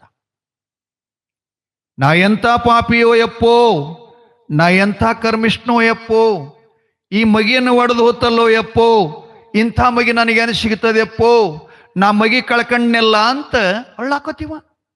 ಹುಡುಗಿಯಂತೂ ಇದೆಂಥ ಹುಚ್ಚಾದ ನೀವ, ಅದೇನು ಬೆಳ್ಳೆಲ್ಲ ಬಂಗಾರಲ್ಲ, ಮಣ್ಣಿನ ಮಡಿಕೆ ಒಡೆದೋಗ್ಯದಲ್ಲ. ಏ ಮಾರಾಯ, ಯಾಕೆ ಅಳತಿದ್ದಿ? ಶಿವನಿಗೆ ಸಂತಿಗೆ ಹೋಗಿ ನಿನಗೆ ಅದಕ್ಕಿಂತಲೂ ಚಲೋ ಮಗಿ ತಂದು ಕೊಡ್ತೀನಿ, ಅಳಬೇಡ ಅಂದ್ಲಿಕ್ಕೆ. ಅವ ಹೇಳ್ತಾನೆ, ಅಮ್ಮ ನಾ ಬೇಡಿದ್ರೆ ನೀ ಬಂಗಾರ ಮಗಿ ತಂದು ಕೊಡ್ತಿ, ಆದರೆ ಈ ಮಗಿ ಬೇಕಲ್ಲ, ಈ ಮಗಿ ಸಿಗಬೇಕಲ್ಲ. ಯಾಕೆ ಇಷ್ಟು ನಾ ದುಃಖ ಮಾಡಾಕತ್ತೀನಿ ಅಂದ್ರೆ, ತಾಯಿ ತಂದೆಗಳ ಗರ್ಭದಿಂದ ಹೊರಗೆ ಬಂದು 5 ವರ್ಷದವನಾದ ಮೇಲೆ ಗುರುಗಳ ಸಾನ್ನಿಧ್ಯಕ್ಕೆ ಹೋದಾಗ ನನಗೆ ಸನ್ಯಾಸಿ ದೀಕ್ಷಾ ಕೊಟ್ಟು ಎಲ್ಲ ವಿದ್ಯೆಗಳನ್ನು ಕರುಣಿಸಿದ. ಏನು ಅಂತಂದ್ರೆ, ವಿಷಮ ಸಂಸಾರ ಇದನ್ನ ಕನಸೆಂದು ಅರಿ ಮಾರಮರ್ಧನ ಗುರು ಶಂಭುಲಿಂಗನ ಹಿಂಗೆ ಹೇಳೇನ. ಅಂದ ಬಳಿಕ ಅಲ್ಲಿಗೆ ಹಿಡಿದಿಲ್ ತನಕ ದೀಕ್ಷಾ ಕೊಟ್ಟ ಬಳಿಕ ನಾ ಸಂಡಸ್ಕ್ ಹೋಗೋದು ಇದೇ ಮಗಿ, ಸ್ನಾನ ಮಾಡೋದು ಇದೇ ಮಗಿ, ಲಿಂಗ ಪೂಜೆ ಮಾಡ್ಕೊಳಕ್ಕೆ ಶುದ್ಧ ನೀರು ತರ್ಲಿಕ್ಕೆ ಇದೇ ಮಗಿ. ಅದಕ್ಕೆ ನನಗೊಂದು ದುಃಖ ಏನಾಗ್ಯದಂದ್ರೆ, ಎಲ್ಲ ಇಲ್ಲಿ ಬಿಡು, ಲಿಂಗ ಪೂಜಾ ಕುಡಿಯೋದು ಇಲ್ಲಿ, ಆದರೆ ನನ್ನ ಶರೀರ, ನನ್ನ ಸಂಸಾರ, ನನ್ನ ದೇಹ, ನನ್ನ ಗುದದ್ವಾರ ಇದು ಒಂದೇ ಮಗಿ ನೋಡಿ ಅದ. ಇನ್ನೊಂದು ಮಗಿಗೆ ತೋರಿಸುವಂಥ ಪ್ರಸಂಗ ಬಂತಲ್ಲ,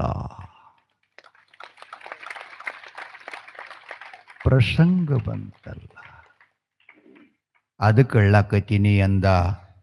ಹುಡುಗಿಗೆ ಒಲೆಯಾಗ ತುರುಕಿದ ಕಾದ ಸಲಾಯಿ ತಗೊಂಡು ತಲೆಯಾಗ ಚುಚ್ಚದಂಗಾತು. ಅಯ್ಯಯ್ಯೋ, ಅದು ಜಡವಸ್ತು ಮಣ್ಣ, ಚೈತನ್ಯ ಇಲ್ಲ ಅದರೊಳಗೆ. ಅದನ್ನ ಕುಂಬಾರ ಚಗಳಿನೊಳಗಾಕಿ ಸುಟ್ಟು ಅದಕ್ಕೆ ಇಂಥದ್ದು ಮಾಡಿದಾನೆ.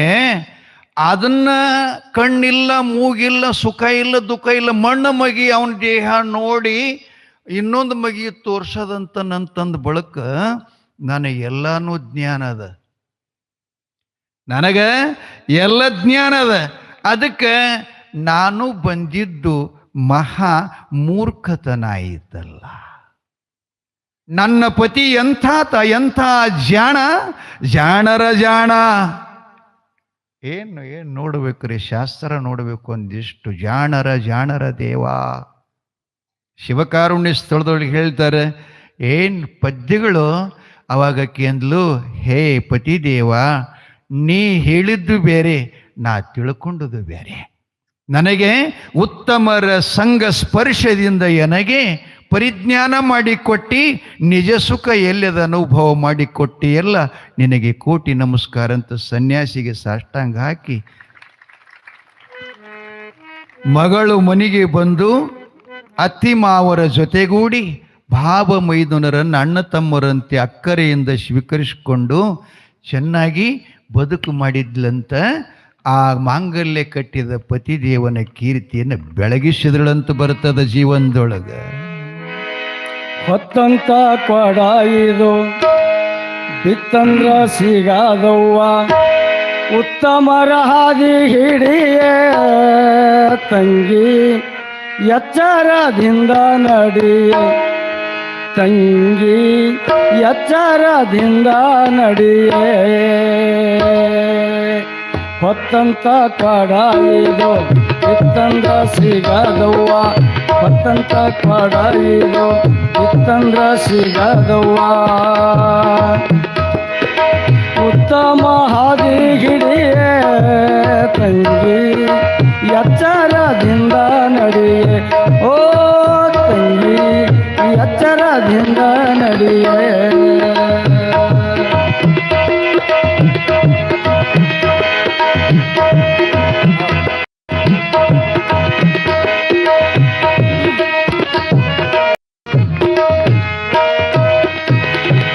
ಉತ್ತಮರ ಮಗಳಮ್ಮ ಮತ್ತೊಮ್ಮೆ ಕೇಳು, ಉತ್ತಮರ ಮಗಳಮ್ಮ ಮತ್ತೊಮ್ಮೆ ಕೇಳು, ಅತ್ತಿ ಮನಿ ಸೊಸಿ ನೀನು ಕೇಳೆ ತಂಗಮ್ಮ, ಅತ್ತಿ ಮನಿ ಸೊಸಿ ನೀನು ಕೇಳೆ ತಂಗಮ್ಮ, ಉತ್ತಮ ಹಾದಿ ಹಿಡಿಯೇ ತಂಗಿ, ಎಚ್ಚರದಿಂದ ನಡಿಯೇ.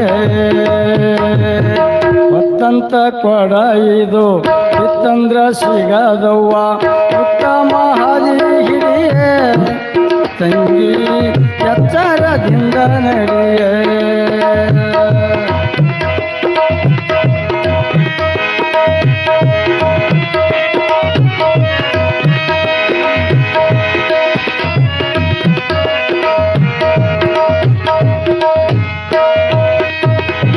ಹಸಿಯ ಮಣ್ಣಿನ ಕೊಡಕ ಬೆಸಗಿ ಕೊಡುವ ತಂಗಿ,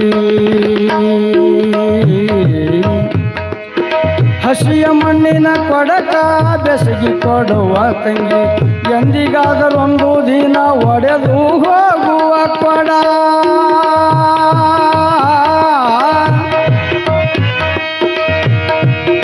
ಹಸಿಯ ಮಣ್ಣಿನ ಕೊಡಕ್ಕೆ ಬೆಸಗಿ ಕೊಡುವ ತಂಗಿ, ಹಸಿಯ ಮಣ್ಣಿನ ಮಗಿಗೆ ಬೆಸಗಿ ಕೊಡುವ ತಂಗಿ, ಎಂದಿಗಾದರೊಂದು ದಿನ ಒಡೆದು ಹೋಗುವ ಕೊಡ, ಉತ್ತಮ ಹಾದಿ ಹಿಡಿಯೇ ತಂಗಿ, ಎಚ್ಚರದಿಂದ ನಡಿಯೇ. ಹೊತ್ತಂತ ಕೊಡ ಇದು ಬಿತ್ತಂದ್ರ ಸಿಗದವ್ವ, ಉತ್ತಮ ಹಾದಿ ಹಿಡಿಯೇ ತಂಗಿ, ಎಚ್ಚರದಿಂದ ನಡಿಯೇ.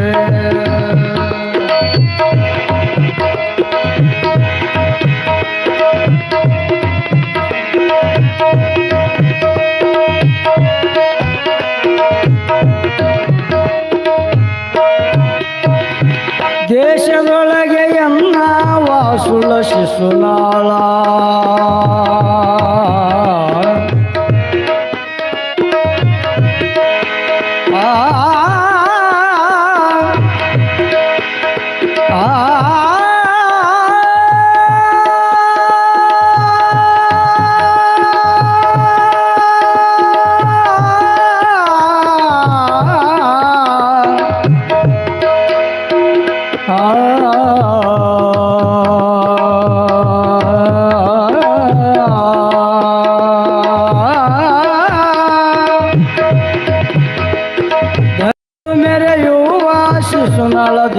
ದೀಶನ ಮೆರೆಯುವ ಶಿಶುನಾಳಧೀಶನ ಪಾದಕ ಎರ್ಗಿ ಮುಕ್ತಿ ತಂಗಮ್ಮ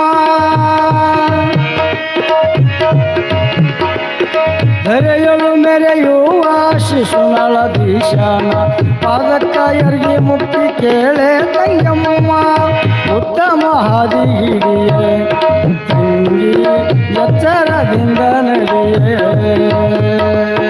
ಭತ್ತಂತ ಕಡಯಿದು ಬಿತ್ತಂದ್ರ ಸಿಗದವ್ವ ಭತ್ತಂತ ಕಡಯಿದು ಬಿತ್ತಂದ್ರ ಸಿಗದವ್ವ ಉತ್ತಮ ಹಾದಿ ಹಿಡಿಯೇ ತಂಗಿ ಎಚ್ಚರದಿಂದ ನಡೆಯೇ ತಂಗಿ ಎಚ್ಚರದಿಂದ ನಡಿ ಎಚ್ಚರದಿಂದ ನಡಿ ಎಚ್ಚರದಿಂದ ನಡಿಯೇ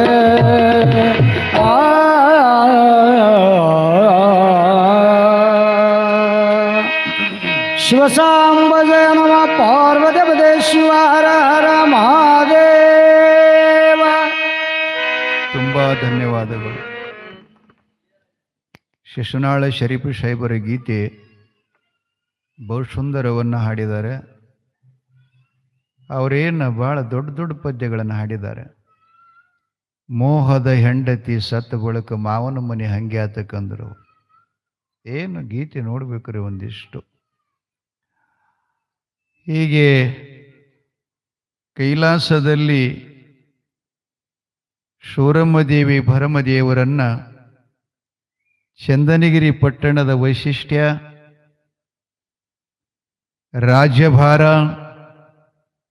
ಗುಡಿಗೋಪುರಗಳು, ಧರ್ಮಶಾಲೆಗಳು, ಅನ್ನಿನ್ನರ ಒಟ್ಟಿಗೆ ಅನ್ನದಾಸೋಹ, ಕೆರೆಗಳ ಕಟ್ಟುವ ಯೋಜನೆ, ಕಾಲುವೆಗಳ ಯೋಜನೆ, ಸದಾ ಪ್ರಜೆ ಹಿತಚಿಂತಕರಾಗಿ ಅವರು ಮಾಡುತ್ತಿರುವಂತಹ ಜೀವನ ಸಮೃದ್ಧಿಯನ್ನು ನೋಡಿ ಶಿವನು ಕೂಡ ಪ್ರಸನ್ನಾಗುತ್ತಾನೆ. ಕಳವಿ ನಾರಾಯಣಗೌಡರು ಕಾಶಿ ಯಾತ್ರೆಯನ್ನು ಕೈಕೊಂಡಿದ್ದರಲ್ಲ, ಆ ಸೇವೆಯನ್ನ ಭರಮದೇವರೇ ಪ್ರಾರಂಭ ಮಾಡ್ತಾರೆ. ಮಧ್ಯರಾತ್ರಿಯಲ್ಲಿ ಎದ್ದು ಸ್ನಾನಾದಿ ಕ್ರಿಯೆಗಳನ್ನು ಮಾಡಿಕೊಂಡು ಮಡಿಬಟ್ಟೆಯನ್ನು ತೊಟ್ಕೊಂಡು ಸೂರಮ್ಮ ದೇವಿ ಪತಿಪಾದ ಪೂಜೆ ಮಾಡಿ ಪತಿಪಾದೋದಕ ತಗೊಂಡು ಶಿವನ ಪೂಜೆಗೆ ಎಲ್ಲವೂ ಕೂಡ ಅಣಿಯಾಗಿ ಎಡೆ ಮಾಡಿರುತ್ತಾಳೆ. ಭರಮದೇವರು ಜಂಬೂಗಡ್ಡೆ ಬಂದು ತರತರದ ಪುಷ್ಪಾದಿಗಳನ್ನು ಪತ್ರಿಗಳನ್ನು ಹರಿಯುವ ಸಮಯದಲ್ಲಿ 7 ಜನ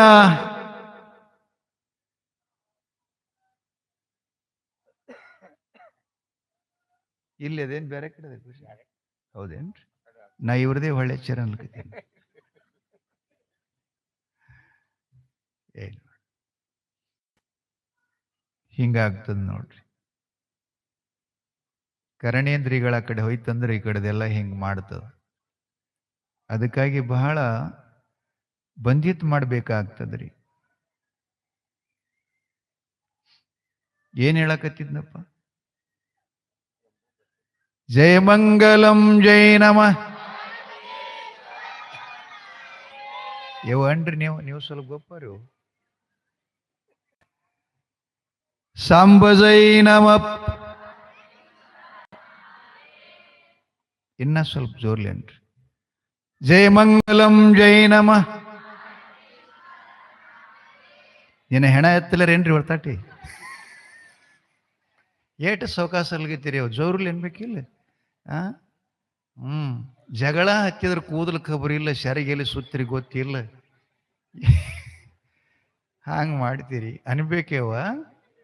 ಆಕಿ ಇಲ್ಲೇ ಹೇಳದಾಳ, ಇಲ್ಲೇ ಹಿಂದೆ. ಪತಿಪಾದ ಪೂಜೆಯನ್ನು ಮಾಡಿ ಪಾದೋದ ತಕೊಂಡು ಭರಮದೇವರು ಜಂಬೂ ದೀಪದಲ್ಲಿ ಬಂದು ಜಂಬೂಗಡ್ಡಿ ಒಳಗೆ ಹೂವ ಆರಿಸಿಕೊಳ್ಳುವ ಸಮಯದಲ್ಲಿ ಜನ್ಮ ನೀಡಿರುವಂತಹ ಜನನಿ ಕಮಲಾದೇವಿ ಅವರು 6 ಮಂದಿ ಯಾರ್ಯಾರಪ್ಪ ಮುತ್ಯ? ದೇವಕಿ ದೇವಗಣಿ, ನಾಗಕಿ ನಾಗಗಣ್ಣಿ, ಅಂಬಲ ಅಂಬಾಲಿಕಾದೇವಿ, ಕೊನೆಯದಕ್ಕಿ ಕಮಲಾದೇವಿ. 5 ತಾಯಿಯಂದರು. ಭರಮದೇವ ಬರುವ ಹಣೆ ಮೇಲೆ ತ್ರಿಪುಂಡ ಧಾರಣ ಭಸ್ಮ, ಮಡಿ ತೊಡಿದೋತರ, ಆ ಸುತ್ತಿರುವಂಥ ಶಲ್ಯ ಮುಂಡಾಸ್, ಅವನ ಕೈ ಒಳಗಿರತಕ್ಕಂಥ ಹೂವಿನ ಬುಟ್ಟಿ, ಶಿತಾಳದ ಬಿಂದಿಗೆ ನೋಡಿದಾಗ 7 ಜನ ತಾಯಿಯಿಂದ ವಾತ್ಸಲ್ಯ ಉಕ್ಕಿ ಬರುತ್ತದೆ. ಕೈಲಾಸದಲ್ಲಿವಾದಂಥ ನನ್ನ ಪ್ರೀತಿ ವಾತ್ಸಲ್ಯದ ಮಗ ಭರಮದೇವರು ದರ್ಶನ ಆಯಿತಲ್ಲ, ಬೆರಳಿನಂತ ಇರುವಂಥ ಮಗ ಬೆಟ್ಟದಂತೆ ಬೆಳೆದಿದ್ದಾನೆ ಅಂಥೇಳಿ ಕಮಲಾದೇವಿಯು ಮಗನಿಗೆ ವಾತ್ಸಲ್ಯದಿಂದ ಪ್ರೀತಿಸಿ ಹೇಳ್ತಾ ಇದ್ದಾಳಪ್ಪ, ನೀನು ಯಾರು ಅಂತ ಕೇಳಿದಾಗ ನಾನು ಪಾರ್ವತಿ ಮಗ ಅಂತ ಹೇಳ್ದವ. ಯಾಕೆ? ಕಮಲದ ಹೂವಿನೊಳಗ ಬಂಗಾರದ ಪೆಟ್ಟಿಗೆಯೊಳಗ ನಾರಾಯಣಗೌಡನ ಕೈಯಾಗ ಹೋಗಿ ಶಿವನ ಮುಡಿಗೇರಿದ್ನಲ್ಲ, ಅವಾಗ ತಾಯಿ ಕಮಲಾದೇವಿ ಹೇಳ್ತಾಳೆ, ಅಪ್ಪ ನಿನಗೆ ಜನ್ಮ ನೀಡಿದ ತಾಯಿ ನಾನು ಸತ್ಯ, ಪಾರ್ವತಿ ನಿನಗೆ ಪಡೆದ ತಾಯಿ ನಾನು ಹಡದ ತಾಯಿಯಪ್ಪ. ಆನಂದಾಶ್ರುಗಳನ್ನು ಹಾಕ್ತಾ ಇದ್ದಾಳೆ. ಮಗ ನಿನ್ನ ನೋಡಿ ನನಗೆ ಸಂತೋಷ ಆಯಿತಲ್ಲ, ಶಿವನ ಪೂಜೆಗೆ ಪರಮಾತ್ಮನ ಪೂಜೆಗೆ ನಿನಗೆ ಸಮಯ ಒದಗಿ ಬಂತ, ಎಂಥ ಪುಣ್ಯಪ್ಪ, ಎಂಥ ಭಾಗ್ಯಪ್ಪ. ಹರನಾಮವನ್ನು ಬಿಡದೆ ಜಪಿಸಬಲ್ಲವರ ಭವಮರಣ ಮಾಯಾ ಕರ್ಮ ಮಲಪಾಶ ಬಂದ ಬಹುದುರಿತ ಸಂಸಾರ ಸಂತಾಪ ಸಂತ ಒಡೆದು ವರಭೋಗ ಮೋಕ್ಷ ಬಬುದು ಅಂತ.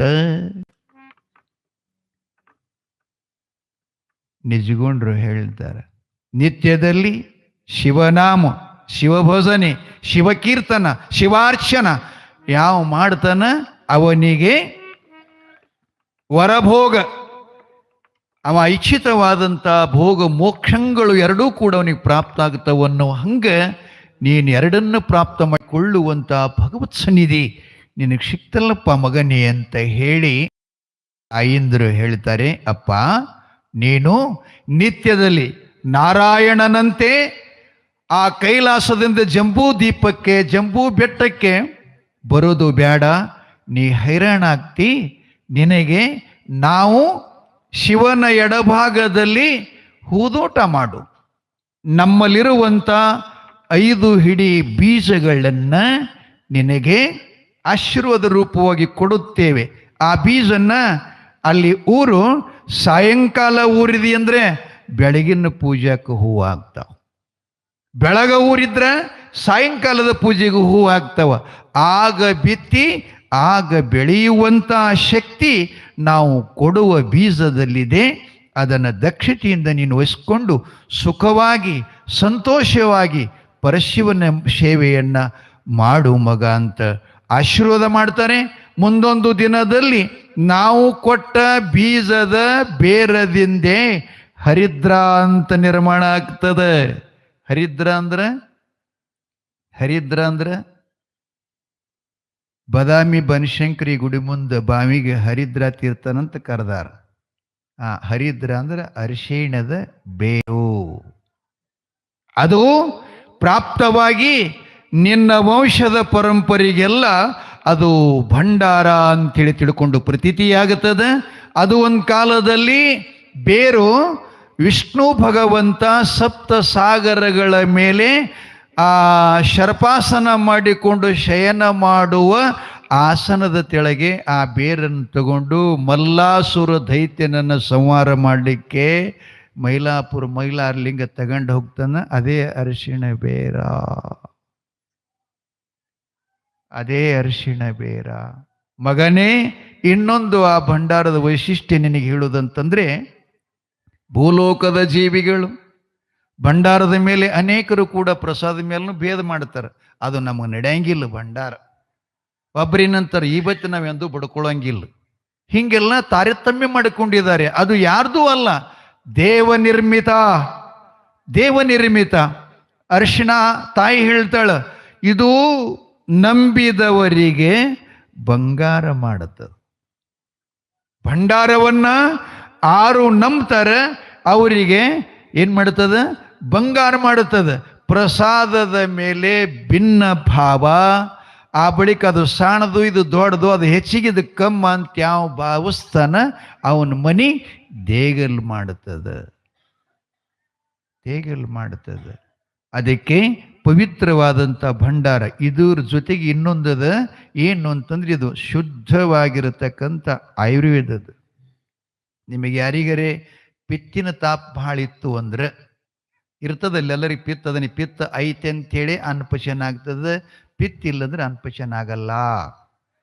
ಒಳಗೊಂದು ಬೆಂಕಿ ಅದರಿ, ಅದು ಅಲ್ಲೇನು ಒಲಿ ಇಲ್ಲ, ಕಟ್ಟಿಗೆ ಇಲ್ಲ, ಕುಳ್ಳಿಲ್ಲ, ಹತ್ಸವ್ರಿಲ್ಲ, ತೆಗೆಯವ್ರಿಲ್ಲ.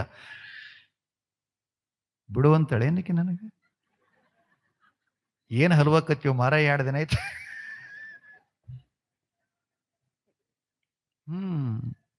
ನಾನು ಈ ಕಡೆ ಬಾಗೇವಾಡಿ ತಾಲೂಕು ಕಣಕಾಲ್ಕಿದ್ದೀರಿ ಒಂದ್ಸಲ ಪ್ರವಚನಕ್ಕೆ. ಹಿಂಗೆ ಪುರಾಣ ಹೇಳಕತ್ತಿದ್ದೆ. ಒಂದು ಮುದುಕಿ ನಾನು ಮುಂದೆ ಕೂತು ಅಳ್ಳಾಕತ್ತಿತ್ತು, ದಡ ದಡ ಅಳ್ಳಾಕತ್ತು. ನಾ ಪುರಾಣ ನಿಲ್ಲಿಸಿದೆ. ಅಜ್ಜಿ ಎಲ್ಲರೂ ಸ್ವಲ್ಪ ಶಾಂತರಾರಿಪ್ಪ, ಮುದುಕಿ ಅಳ್ಳಾಕತ್ತೇಳಿ ಕೇಳ್ತೀನಿ ಅಂದೆ. ಅಜ್ಜಿ ಯಾಕೆ ಅಳ್ಳಕತ್ತಿ ಅಂತಂದೆ. ಮುದುಕಿ ಹೇಳಿತು, ಯಪ್ಪ ನನ್ನ ಮನ್ಯಾಗ ಒಂದು ಆಡ್ಮರಿ ಇತ್ತು, ಹೊತ್ಮರಿ, ಮಾನ್ಯ ಸತ್ತೈತಿ. ಅದಕ್ಕೆ ನಿನಗೆ ನೋಡಿದ ಕೂಡಲೇ ನಾನು ಹೋತಿಂದ ನೆನಪಾಗತೈತಿ ಅಂದ್ಲಿಕ್ಕೆ ನನಗೆ. ಅಂದ್ರೆ ನಾನು ಹೋತಿಗೆ ತೆಗಿನೇನಂತ ಯಾಕಿಗೇನ? ಇಲ್ಲ, ನಿನಗೇನು ಗಡ್ಡ ಅದಾವಲ್ಲ,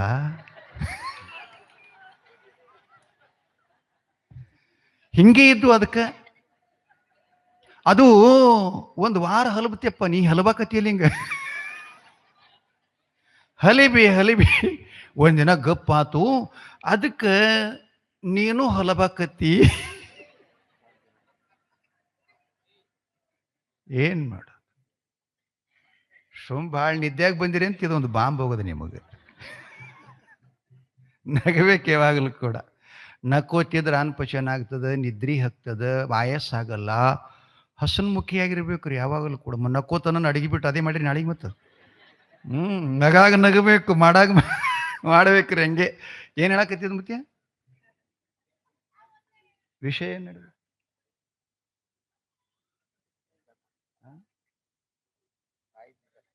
ಭಂಡಾರ 5 ಹಿಡಿ ಬೀಜ, ತಾಯಿ ಕಮಲಾದೇವಿ, ಅಂಬಾಲಿಕಾ, ಅಂಬಾ, ದೇವಗಣಿ, ದೇವಕ್ಕಿ ಇವರೆಲ್ಲರೂ ಮಗನಿಗೆ ಆಶೀರ್ವಾದ ಮಾಡಿ ಕೊಡ್ತಾರೆ. ಅಪ್ಪ, ಶಿವನ ಎಡದೊಡೆಯಲ್ಲಿ ಹೂದೋಟ ಮಾಡು, ನಿತ್ಯದಲ್ಲಿ ಭಗವಂತನ ಷೋಡೋಪಚಾರ ಸೇವೆಯನ್ನು ಮಾಡು, ಆ ಭಗವಂತ ನಿನಗೆ ಒಲಿತನ ಅಂತ ಆಶೀರ್ವದಿಸಿ ಸರ್ವತೋಮುಖ ಮಗನ ಬಾಳಿನ ಏಳಿಗೆಗಾಗಿ 7 ಜಲಕನ್ಯೆಯರೆಲ್ಲ ಮಗನಿಗೆ ಆಶೀರ್ವಾದ ಮಾಡಿ ಶಿವಲೋಕಕ್ಕೆ ಕಳಿಸುತ್ತಾರೆ. ಮಗನು 5 ಹಿಡಿ ಬೀಜನ್ ತೆಕ್ಕೊಂಡು ಶಿವನ ಎಡಭಾಗದಲ್ಲಿ ಹೂದೋಟವನ್ನು ನಿರ್ಮಿಸಿ ಆತ ಭೂಮಿಗೆ ಸಮರ್ಪಣೆ ಮಾಡಿದಂಥ ಬೀಜಗಳು ಆಗಿಂದಾಗಲೇ ನಾಟಿ ಬೆಳೆದು ಸುವಾಸನೆ ಬೀರುವಂಥ ಸಾವಿರ ಫೆಸಿಲಿಟಿ ಹೂಗಳೆಲ್ಲ ನಿರ್ಮಾಣ ಆದು ಅವುಗಳನ್ನು ಹರಿದುಕೊಂಡು ಪರಮಾತ್ಮನ ಸೇವೆ ಪ್ರಾರಂಭ ಮಾಡಿದ್ದಾನೆ. ಗಂಟಿ ಜಾಂಗುಟಿ, ಅಷ್ಟೋತ್ತರ ನಾಮಾವಳಿ, ಶತನಾಮಾವಳಿ, ಶಿವಾಷ್ಟಕ, ಶಿವ ಪುಷ್ಪಾಂಜಲಿ, ಈ ವೈಭವದೊಂದಿಗೆ ಪೂಜಾ ಮಾಡೋದು ನೋಡಿ ಶಿವಲೋಕದೊಳಗಿರತಕ್ಕಂಥ ಎಲ್ಲ ಗಣಾಧೀಶರು ಏನು ಆಶ್ಚರ್ಯ, ಪರಮಾಶ್ಚರ್ಯ. ಇಲ್ಲಿ ತನಕ ನಡೆದಿರುವಂಥ ಪೂಜೆದ ವ್ಯವಸ್ಥೆ ಬ್ಯಾರೆ ಇತ್ತು, ಇವತ್ತು ವಿಶೇಷ ಅನ್ನಿಸ್ತಾ ಇದ್ದಿಲ್ಲ, ಯಾರಿರ್ಬೋದು ಅಂತ ಎಲ್ಲರೂ ಬಂದು ನೋಡುವ ತನಕ ಭರಮನ ಪೂಜೆ ಅಖಂಡವಾಗಿ ನಡೆದಿತ್ತು. ಇನ್ನೊಂದು ನಿಮಗೆ ಹೇಳುವುದಂತಂದ್ರೆ, ಭಕ್ತಿ ಮಾಡಿದಾಗ ಸೇವಾ ಮಾಡಿದಾಗ 2 ಪ್ರಕಾರ ಅದಾವ್ರಿ. ಏನು ಅಂತಂದ್ರೆ, ಒಬ್ಬರು ವರಗಳ ಪ್ರಾಪ್ತಿಗಾಗಿ ಸೇವಾ ಮಾಡ್ತಾರೆ, ಒಬ್ಬರು ವರಗಳ ಬೇಕಾಗಿಲ್ಲ, ಪರರ ಹಿತವಾಗಲಿ ಅಂತ ಸೇವಾ ಮಾಡೋರದಾರ. ಇದರಾಗ ಉತ್ತಮರು ಯಾರು ಅಂತಂದ್ರೆ, ಇನ್ನೊಬ್ಬರ ಸುಖಕ್ಕಾಗಿ ಯಾರು ಮಾಡ್ತಾರೆ ಅವರು ಉತ್ತಮರು, ತನಗಾಗಿ ಯಾರು ಮಾಡ್ತಾರೆ ಅವರು ಕನಿಷ್ಠರು. ಕನಿಷ್ಠರು. ಹಂಗ ಭರಮದೇವನ ಪೂಜೆ ಹೇಗಿತ್ತು ಅಂತಂದ್ರೆ, ಮಾಡಿದ್ದೇನೆಂಬುದು ಮನದಲ್ಲಿ ಹೊಳೆದರೆ ಏಡಿಸಿ ಕಾಡಿತ್ತು ನಮ್ಮ ಶಿವನ ಡಂಗೂರ. ಹಿಂಗ ಅನ್ಕೋತ ಹೇಳ್ತಾನವ, ಮಾಡಿದೆ ನೆನ್ನದಿರ ಎದಕ್ಕಪ್ಪ? ಲಿಂಗಕ್ಕೆ. ನೀಡಿದೆ ನೆನ್ನದಿರ ಜಂಗಮಕ್ಕೆ.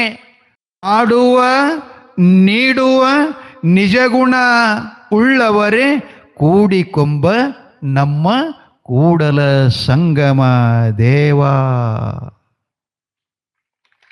ಸಂಗಮ ದೇವ.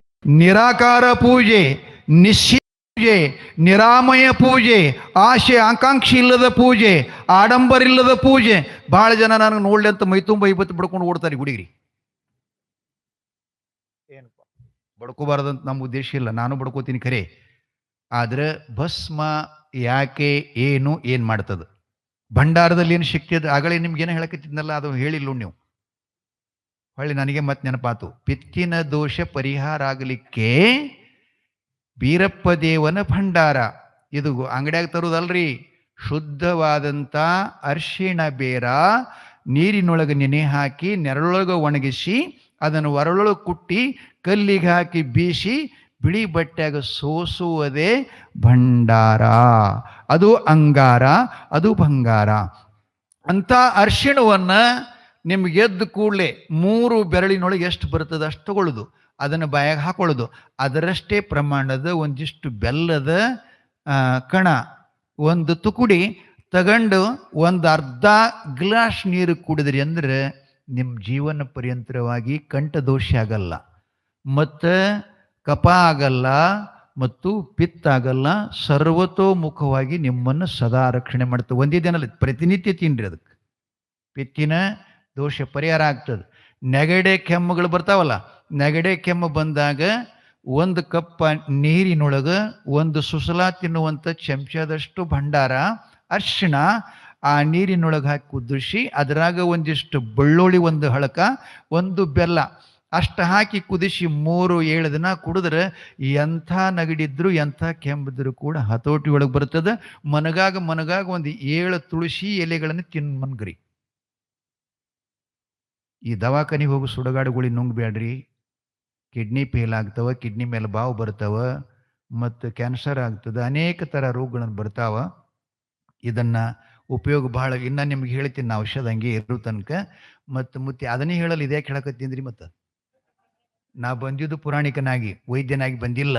ಆದರೂ ಕೂಡ ಪುರಾಣ ಅಂದರೆ ಹೆಂಗಿರ್ತದೆ? ಸಾಮಾಜಿಕವಾಗಿ, ಧಾರ್ಮಿಕವಾಗಿ, ಶಾಸಕೀಯವಾಗಿ, ಶೈಕ್ಷಣಿಕವಾಗಿ ಮತ್ತು ವೈಜ್ಞಾನಿಕವಾಗಿ, ಆರೋಗ್ಯಿಕವಾಗಿ ಎಲ್ಲ ಥರದ ಸದೃಢತೆಯನ್ನು ಪಡಿಸಿಕೊಡುವುದೇ ಪುರಾಣದ ಆದ್ಯ ಮೂಲ ಕರ್ತವ್ಯ ಅಂತ ಹೇಳ್ತಾ, ಭರಮದೇವನ ಪೂಜೆ 33 ಕೋಟಿ ದೇವತೆಗಳಿಗಲ್ಲದೆ, ಬ್ರಹ್ಮಾದಿ ದೇವತೆಗಳಿಗಲ್ಲದೆ, ಪರಮಾತ್ಮನಿಗೂ ಕೂಡ ಅತ್ಯಂತ ಸಂತುಷ್ಟನಾಗಿ ಅವಂತಾನ ಇಲ್ಲಿವರೆಗೆ ಸೃಷ್ಟಿ ನಿರ್ಮಾಣಗೊಂಡಿಡ್ಕೊಂಡು ಸಕಲ ಜೀವಿಗಳೆಲ್ಲ ನಾನು ಸೇವೆ ಮಾಡಿದ್ದಾರೆ. ಆದರೆ ಭರಮನ ಹಾಗೆ ಪೂಜೆ ಮಾಡೋರನ್ನ ಆರನು ಕಾಣೆ ಅಂತ ಶಿವನು ಕೂಡ ಸಂತುಷ್ಟನಾಗಿ ಅವ 12 ವರ್ಷ ಬರೋ ತನಕ ಭರಮದೇವರ ಪೂಜೆ ನಡೆದಿದೆ. ನಾಳೆನೂ ಕೂಡ ನಡೀತದೆ. ಗುರುವಾರ ದಿವಸ ಬೀರಲಿಂಗೇಶ್ವರನ ಜನ್ಮ ಮಾಡಬೇಕು ಅಂತ ಅಪ್ಪವ್ರಿಗೆ ನಾ ಹೇಳೀನಿ ಮೊದಲೇ. ಮತ್ತು ಎಲ್ಲ ನಮ್ಮ ಸಮಿತಿ ಗೌಡ್ರು ಕೂಡ ಮುನ್ಸೂಚನೆ ಕೊಟ್ಟಿದ್ದೇನೆ.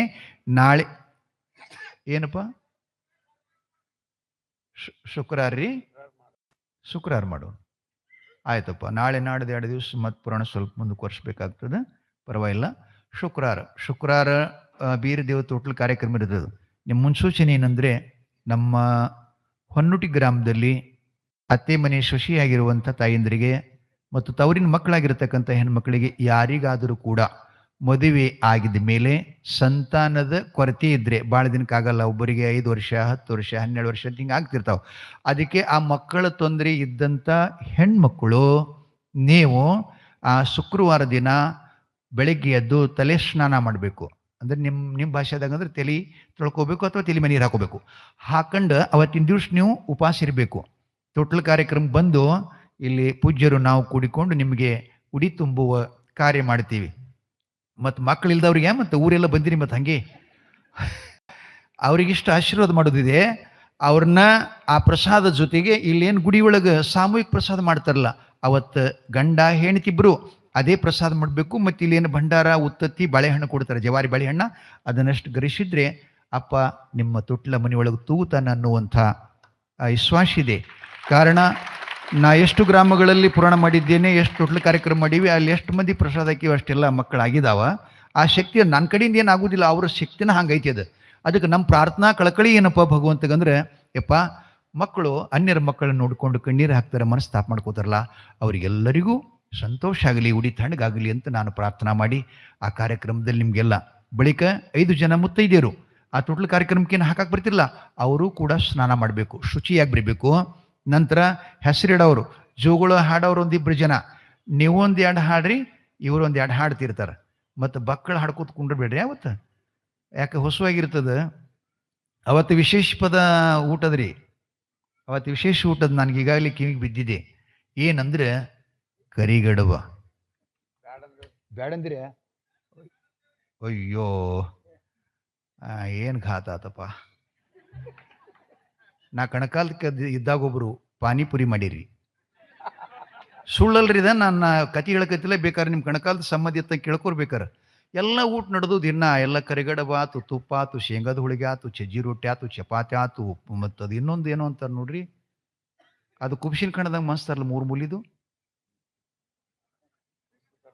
ಅವ ಏನದು ಬೆಲ್ ಕಡಬಲು ಮರ, ಬೆಲ್ ಕಡಬತ ನೋಡೋದು, ಬಾದಾಮಿ ಪುರಿ, ಅದು ಎಲ್ಲ ಮಾಡಿರು. ಆ ಕ್ಷೀರ, ಈ ಕ್ಷೀರ, ಸೌಗೆ ಪಾಯಸ ಎಲ್ಲ. ಅದು ಕಡೆಗೆ ಒಬ್ಬಂದ ಮುತ್ಯಾನ ಪಾನಿಪುರಿ ಮಾಡ್ತೀನಿ ಅಂದ. ಅದು ನನಗ ಒಂಥರ ವಿಶಿಷ್ಟ್ರಿ, ನಾನು ಎಂದು ಹೋಟೆಲ್ದಾಗ ತಿಲ್ಲಾರ ಮನುಷ್ಯ. ಮತ್ತು ಅಲ್ಲಿದೇನು ನಾ ಬೇಕ್ರಿದು ಅಂತಂದ್ರೆ ತಿನ್ನಂಗಿಲ್ಲ ಜಾಸ್ತಿ ರೀ. ನಮ್ಮವ್ವ ಏನು ಮಾಡ್ತಾಳೆ ಅಡಿಗೆ, ಆಕಿನ್ನ ಸತ್ಕಾರ ಮಾಡ್ಬೇಕಂತಂದಿನ್ನ. ಏನದು ಉಳ್ಳಾಗಡ್ಡಿ ಚಟ್ನಿ, ಪುಂಡಿಪಲ್ ಚಟ್ನಿ, ಪಲ್ಯ. ನಾ ಹೇಳಿನೇವ, ನಾ ಊಟ ಮಾಡಾಗ ಕೈಗೆ ಎಂದು ಎಣ್ಣೆ ಹತ್ತು ಅಂದ್ರೆ ಅವತ್ತಿನೇನು ಊಟ ಬಂದ್ ಮಾಡ್ತೀನಿ ಅಂತ ಹೇಳಿ. ನಾ ಕೈಗೆ ಎಂದು ಎಣ್ಣೆ ಹತ್ತಬಾರ್ದು. ನಿಮಗನಿಸ್ತಿರ್ಬೇಕು ಎಣ್ಣೆ ಭಾಳ ಇದ್ರೆ ಬಾಯಿ ಶಮಿ ಹತ್ತತ್ತ. ಆದ್ರೆ ಆ ಅಡಗಿ ಒಳಗೆ ಹಾಕಿದ ಎಣ್ಣೆ ಸುಟ್ಟದ್ದು ಹೊಟ್ಟೆಗೆ ಹೋಯ್ತಂದ್ರೆ ಕಿಡ್ನಿ ಫೇಲ್ ಮಾಡೋದು ಅದೇ. ಮತ್ತು ಇನ್ನೊಂದಂದ್ರೆ ಅನ್ನ ಪಚನ ದೌಡ್ ಆಗಂಗಿಲ್ಲ ಅದಕ್ಕೆ ದನಕ್ಕೆ 1 ತಾಸನಾಗ ಪಚನ ಆಗ್ತಿರ್ತದೆ. ಮನುಷ್ಯನಿಗೆ 3 ತಾಸು ಬೇಕು ರೊಟ್ಟಿ ತಿಂದ್ರೆ, ಚಪಾತಿ ತಿಂದ್ರೆ 8 ತಾಸು ಬೇಕು. ಅರ್ಥ ಯಾರೇ ಮಾಡ್ಕೊಂಡ್ರೆ ಇಲ್ಲ, ಸುಮ್ಮನೆ ನುಂಗುದು. ಸುಮ್ಮನೆ ನುಂಗುದು ಅಂದ್ರೆ ಪ್ರಾಣಿಗಳಕ್ಕಿಂತಲೂ ಹೀನಾಯವಾಗಿದ್ದೀವಿ ಅಂತ ತಿಳ್ಕೊಬೇಕು ನಾವು. ಅದು ಪಾನಿಪುರಿ ಮಾಡಿದ್ರು ನನಗೆ ಅನ್ನಿಸ್ತು, ಬಹುತೇಕ ಏನಿರ್ತಿದ್ದಾರೆ, ಭಾಳ ಜನ ತಿಂತಾರೆ. ನಾ ಹೋಗಾಗ ನೋಡ್ತಿರ್ತೀನಿ ರೀ ವಿಜಾಪುರದಾಗ, ಇಲ್ಲಿ ಶಿವಲಾಲ್ ಚೌಕ್ ಹಿಡ್ಕೊಂಡು ಹಾವಿ ಹಿಡ್ಕೊಂಡು ಆ ಕಡೆ ಅತಿನಿ ನಾಕತ್ತ ನೋಡ್ತಿರ್ತೀನಿ ರೀ. ಅವೇ ಗಾಡಿ ಇರ್ತಾವೆ ಸುತ್ತ ಕಿಕ್ಕಿರಿದು ನಿಂತಿರ್ತದೆ ಜನ ನಿಂಗುಲ್ಕ. ಕೋಳಿ ತತ್ತಿ ಹಂಗೆ ಒಳಗೆ ರಸ ಹಾಕೋದು, ಗಳಕತ್ ನುಂಗುದು. ಅದು ನಾ ಎಂದೂ ತಿಂದಿಲ್ರಿ ಪಾನಿಪುರಿ. ಆತ ನಮ್ಮ ಸೇವಕನಿಗೆ ಹೇಳ ಸಂತೋಷ ಅಂತ ನಾನು ಸೇವೆ ಮಾಡ್ತಿದ್ದವ. ಹೆಂಗೆ ನಮ್ಮಲ್ಲಿ ರಾಘವೇಂದ್ರ ಮತ್ತು ಅಭಿಷೇಕ ಇವರಾದ್ರಲ್ಲ, ಹೀಗೆ ಅಲ್ಲಿ ಸಂತೋಷ ಅಂತ ಹೇಳೋ ಹುಡುಗಿದ್ದ ತಮ್ಮ. ಮತ್ತು ಪಾನಿಪುರಿ ಅಂದ್ರೆ ಇವತ್ತೇನು ಬನ್ನಿ ಮುರಿದಂಗೆ ಆಗ್ತದೆ. ಯಾರಿಗೆ ಸಿಕ್ತು, ಯಾರಿಗೆ ಸಿಗಲಿಲ್ಲ. ಯಾಕಂದ್ರೆ ಈ ರುಚಿ ತಿನ್ನಂಗಿಲ್ಲ ಜನ, ಅದಕ್ಕಂದ್ರೆ ಬಿದ್ದು ಸಾಯ್ತಾರೆ. ಹಾಗಾಗಿ ನಾನಂದ ಮೊದಲು ನನಗೊಂದು ಪುಟ್ಟಿ ತೆಗೆದು ನಮ್ಮ ರೂಮಿಗೆ ತಗೊಂಬ ಅಂತ ಹೇಳಿದೆ. ಮಂಗಲ ಆತು. ಅವತ್ತು ಪುರಾಣ ದೌಡು ಮುಗಿಸಿದ್ರಿ ನಾ ಪಾನಿಪುರಿ ಕಾಲಾಗೆ. ರೂಮ್ಗೆ ಬಂದೇವ್ರಿ, ಕೈಕಾಲು ಮುಖ ತಗೊಂಡು ಬಸ್ ಮಾಸ್ಕೊಂಡೆವು, ಕೂತೇವು. ಪಾನಿಪುರಿ ತಂದು ಕೊಟ್ಟರು. ಅದು ತಿನ್ಬೇಕನ್ನೋದು ಗೊತ್ತಿಲ್ಲ ನನಗೆ. ಅದು ಹಿಂಗೆ ಮಾಡಿ ತೂತು ಹಾಕದ, ಅದ್ರಾಗ ರಸ ಹಾಕದಲ್ಲ, ಅದು ಹುಣಸಿಕಾಯಿ ರಾಡಿ ಹಾಕಿ ತಗೊಂಬುತ್ತಿ ಅಂದ. ತಗೊಂಡು ಏನು ಹಿಂಗೆ ಬಾಯಾಗ ಹಾಕದ್ ನೋಡ್ರಿ, ಹೋಗಿ ಗಂಟ್ಲಾಗ ಸಿಕ್ಬಿತ್ತು. ಉಸಲು ಒಳಗಿಂದ ಒಳಗೆ, ಹೊರಗಿಂದ ಹೊರಗೆ, ಕಣ್ಣು 2 ಬೆಳಗಾದು. ಸ್ವಾಮಿಗಳು ಯಪ್ಪ ಮುತ್ಯ ಸಾತ್ತಂದವ. ಅಂದವನ ಹಿಂಗೆ ಮಾಡಿ ಅನ್ನ ಕೈಲಿ ಬಿನ್ನಾಗ ರೆಮ್ಮತ್ ಹೊಡೆದ, ಪಾನಿಪುರಿ ಹೊರಗೆ ಬಿತ್ರಿ. ಇಂತಿಂತ ಅದಾವಂತ ಹೇಳ್ತಾ, ಆದರೂ ಅವ್ರೇನು ಸಮಿತಿ ಪರ ನಿರ್ಣಯವೇ, ಅದು ದೇವ ನಿರ್ಣಯ ಅಂಥೇಳಿ ಅವತ್ತೇನೇ ಪ್ರಸಾದ ಮಾಡಿ ನಾವೆಲ್ಲ ಸ್ವೀಕಾರ ಮಾಡೋಣ. ಆ ಬಳಿಕ ಅವತ್ತಿನ ದಿವಸ ಎಲ್ಲ ತಾಯಿಂದರು ಬಹುಸಂಖ್ಯೆಯಿಂದ ಬಂದು ಆ ವೀರೇಶನ್ ತೊಟ್ಲ ಚಂದನಗಿರಿ ಪಟ್ಟಣದ ಭರಮಭೂಪಾಲನ ಅರಮನೆಯೋಳು ತೂಗಿದಂಥ ತೊಟ್ಟಿಲ ಅದು ಇತಿಹಾಸದ ಮುಖಾಂತರವಾಗಿ ಕೇಳಿದ್ದೀವಿ ವಿನಃ ಅದು ಅಪರೋಕ್ಷವಾಗಿ ನಮ್ಮ ಈ ಒಂದು ಕೈಗಳಿಂದ ಮಾಡುವಂಥ ಭಾಗ್ಯ ಆ ದೇವರು ನಮ್ಗೆ ಕಲ್ಪಿಸಿಕೊಟ್ಟಿದ್ದಾನೆ. ಅದಕ್ಕೆ ಇನ್ನೊಂದು ಸೂಚನೆಯಪ್ಪ ಏನು ಅಂತಂದರೆ, ಆ ತೊಟ್ಲು ಹೊಸದಾಗಿರ್ಬೇಕ್ರೆ ಮತ್ತು ಯಾರ ಮನೆಯಿಂದ ತಂದು ಹಾಕಕ್ಕೆ ಬರೋದಿಲ್ಲ. ಅದಕ್ಕೆ ಆ ತೊಟ್ಟಿಲ ಸೇವೆಯನ್ನು ಯಾರಾದರೂ ಮಾಡೋರಿದ್ರೆ ಶ್ರಾವಣ ಮುಕ್ತರ ಕಡೆ ಒಂದು ಗೊಂಬೆ, ಒಂದು ತೊಟ್ಲ ಎಲ್ಲವೂ ಕೂಡ ಅವರಿಗೆ ಹೇಳಬೇಕು. ಮತ್ತು ತಾಯಂದಿರು ಕೂಡ ಅವತ್ತು ಬರಿಗೈಲಿ ಬರಬಾರ್ದು. ಹಿಂಗೆ ಟೊಪ್ಪಿಗೆ, ಹಾಲ್ಗಡಗ, ನಿಮ್ಮ ಶಕ್ತ್ಯಾನುಸಾರವಾಗಿ ಲಿಂಗದ ಕಾಯಿ ಅವೇನಿರ್ತಾವಲ್ಲ ಮಕ್ಕಳ ಸಾಮಾನುಗಳು ಅವೆಲ್ಲ ತಂದು ಸದ್ಗುರು ಬೀರದೇವನ ಕೃಪೆಗೆ ನಾವು ಪಾತ್ರರಾಗಿರಿ, ನಿಮಗೂ ಕೂಡ ಸಂತಾನ ವೃಷ್ಟಿಯನ್ನಾಗಲಿ ಅಂತ ಹೇಳ್ತಾ ಆ ತೊಟ್ಟಿಲಿ ಹಿಂಗಾಗಬೇಕು. ನಮ್ಮ ವಿಜಯಪುರ ಜಿಲ್ಲಾನ ಈ ಯೂಟ್ಯೂಬ್ ಚಾನಲ್ದೊಳಗೆ ನೋಡಿ ಬೆರಗಾಗಬೇಕೇನಪ್ಪ, ನನಗೀಗಾಗಲೇ ಮದ್ಭಾವಿಯ ನಿಂಗ ಪೂಜಾರಿ ಅದು ಹೇಳ್ದ, ಯಪ್ಪ ನಾ ಸಣ್ಣವಿದ್ದಾಗ ಡೊಳಿನ ಪದ ಹಾಡ್ಲಿಕ್ಕೆ ಹೋಗ್ತಿದ್ದೆ, ಹಬ್ಬ ಈಗೇನು ನಾಲಿಗೆ ಕಸ್ಕೊಳಂಗೆ ಬೆರಳು ಕಸ್ಕೊಳಂಗೆ ಮಾಡಕತ್ತಾರ ಅವ್ರ ಜಾತ್ರೆ, ಅವರಲ್ಲಿರ್ತಕ್ಕಂಥ ದಾನ ಕೊಡುವಂಥ ವೈಶಿಷ್ಟ್ಯ ಏನು ಅದ್ಭುತ ಅದರಿಯಪ್ಪ. ಅಂಥ ಊರಿಗೆ ನೀವು ಹೋಗಿರಿ ಅಂದ್ರೆ ನೀವು ನಿಜಕ್ಕೂ ಧನ್ಯರು. ನಾನು 2 ದಿನ ಬಿಟ್ಟು ಬರ್ತೀನಿ ಅಂತ ಹೇಳ್ಯಾರ ಅವ್ರ ಪುರಾಣಕ್ಕೆ. ಹಿಂಗೆ ಹಲವಾರು ಜನ ಹೊನ್ನೊಟ್ಟಿಗೆ ಈಗ ಪುರಾಣ ನಡೆದೈತಿ ಅಂತಂದ್ರೆ ನಮ್ಮ ಇಂಡಿ ತಾಲೂಕಿನ ಹಿಡ್ಕೊಂಡು ಶಿಂದಗಿ ತಾಲೂಕಿನ ಹಿಡ್ಕೊಂಡು ನಿನ್ನೆ ಮೊನ್ನೆ ಬಂದು ಹೋಗಲಿಲ್ಲ, ಎಲ್ಲಿ ಅಫಜಲ್ಪುರ ತಾಲೂಕು ಹೇಳಿ ಯಾರು ಬರ್ತಾರ್ರಿ ಹೇಳ್ರಿ, ಊರಾಗಿಂದ ಎದ್ದು ಗುಡಿಗೆ ಬರಂಗಿಲ್ಲ ಅಂದ್ರೆ ಅಷ್ಟೆಲ್ಲ ನಿಮ್ಮೂರ ಪ್ರೀತಿ ಅದ, ವಾತ್ಸಲ್ಯ ಅದ. ಅದಕ್ಕೆ ಆ ಕಾರ್ಯಕ್ರಮ ತುಂಬ ಯಶಸ್ವಿಯಾಗಿ ನೀವು ನಡೆಸಿಕೊಡ್ಬೇಕು ಅನ್ನುವಂಥ ಮಾತನ್ನು ಹೇಳಿ ಇವತ್ತಿನ ಪುರಾಣಕ್ಕೆ ವಿರಾಮ ಮಹಾಮಂಗಲ ಮಾಡೋಣ. ತತ್ಪೂರ್ವದಲ್ಲಿ ಗೌಡ್ರು ನಮ್ಮ ಈ ದೇವಸ್ಥಾನಕ್ಕೆ ಪುರಾಣದ ದಾಸೋಹವನ್ನು ಮಾಡಿದಂಥ ಪುಣ್ಯಾತ್ಮರ ಹೆಸರನ್ನು ಹೇಳ್ತಾರೆ. ನಂತರ ಆ ಭಕ್ತಾದಿಗಳು ವೇದಿಕೆ ಮೇಲೆ ಬಂದು ಪೂಜ್ಯ ಸಾಬಣ್ಣಜ್ ಅವರ ಕಡೆಯಿಂದ ಸನ್ಮಾನ ಮಾಡಿಕೊಂಡು ಹೋಗಬೇಕಾಗಿ ಅವರಲ್ಲಿ ಕೇಳ್ಕೊಳ್ತಾ ಇದೆ.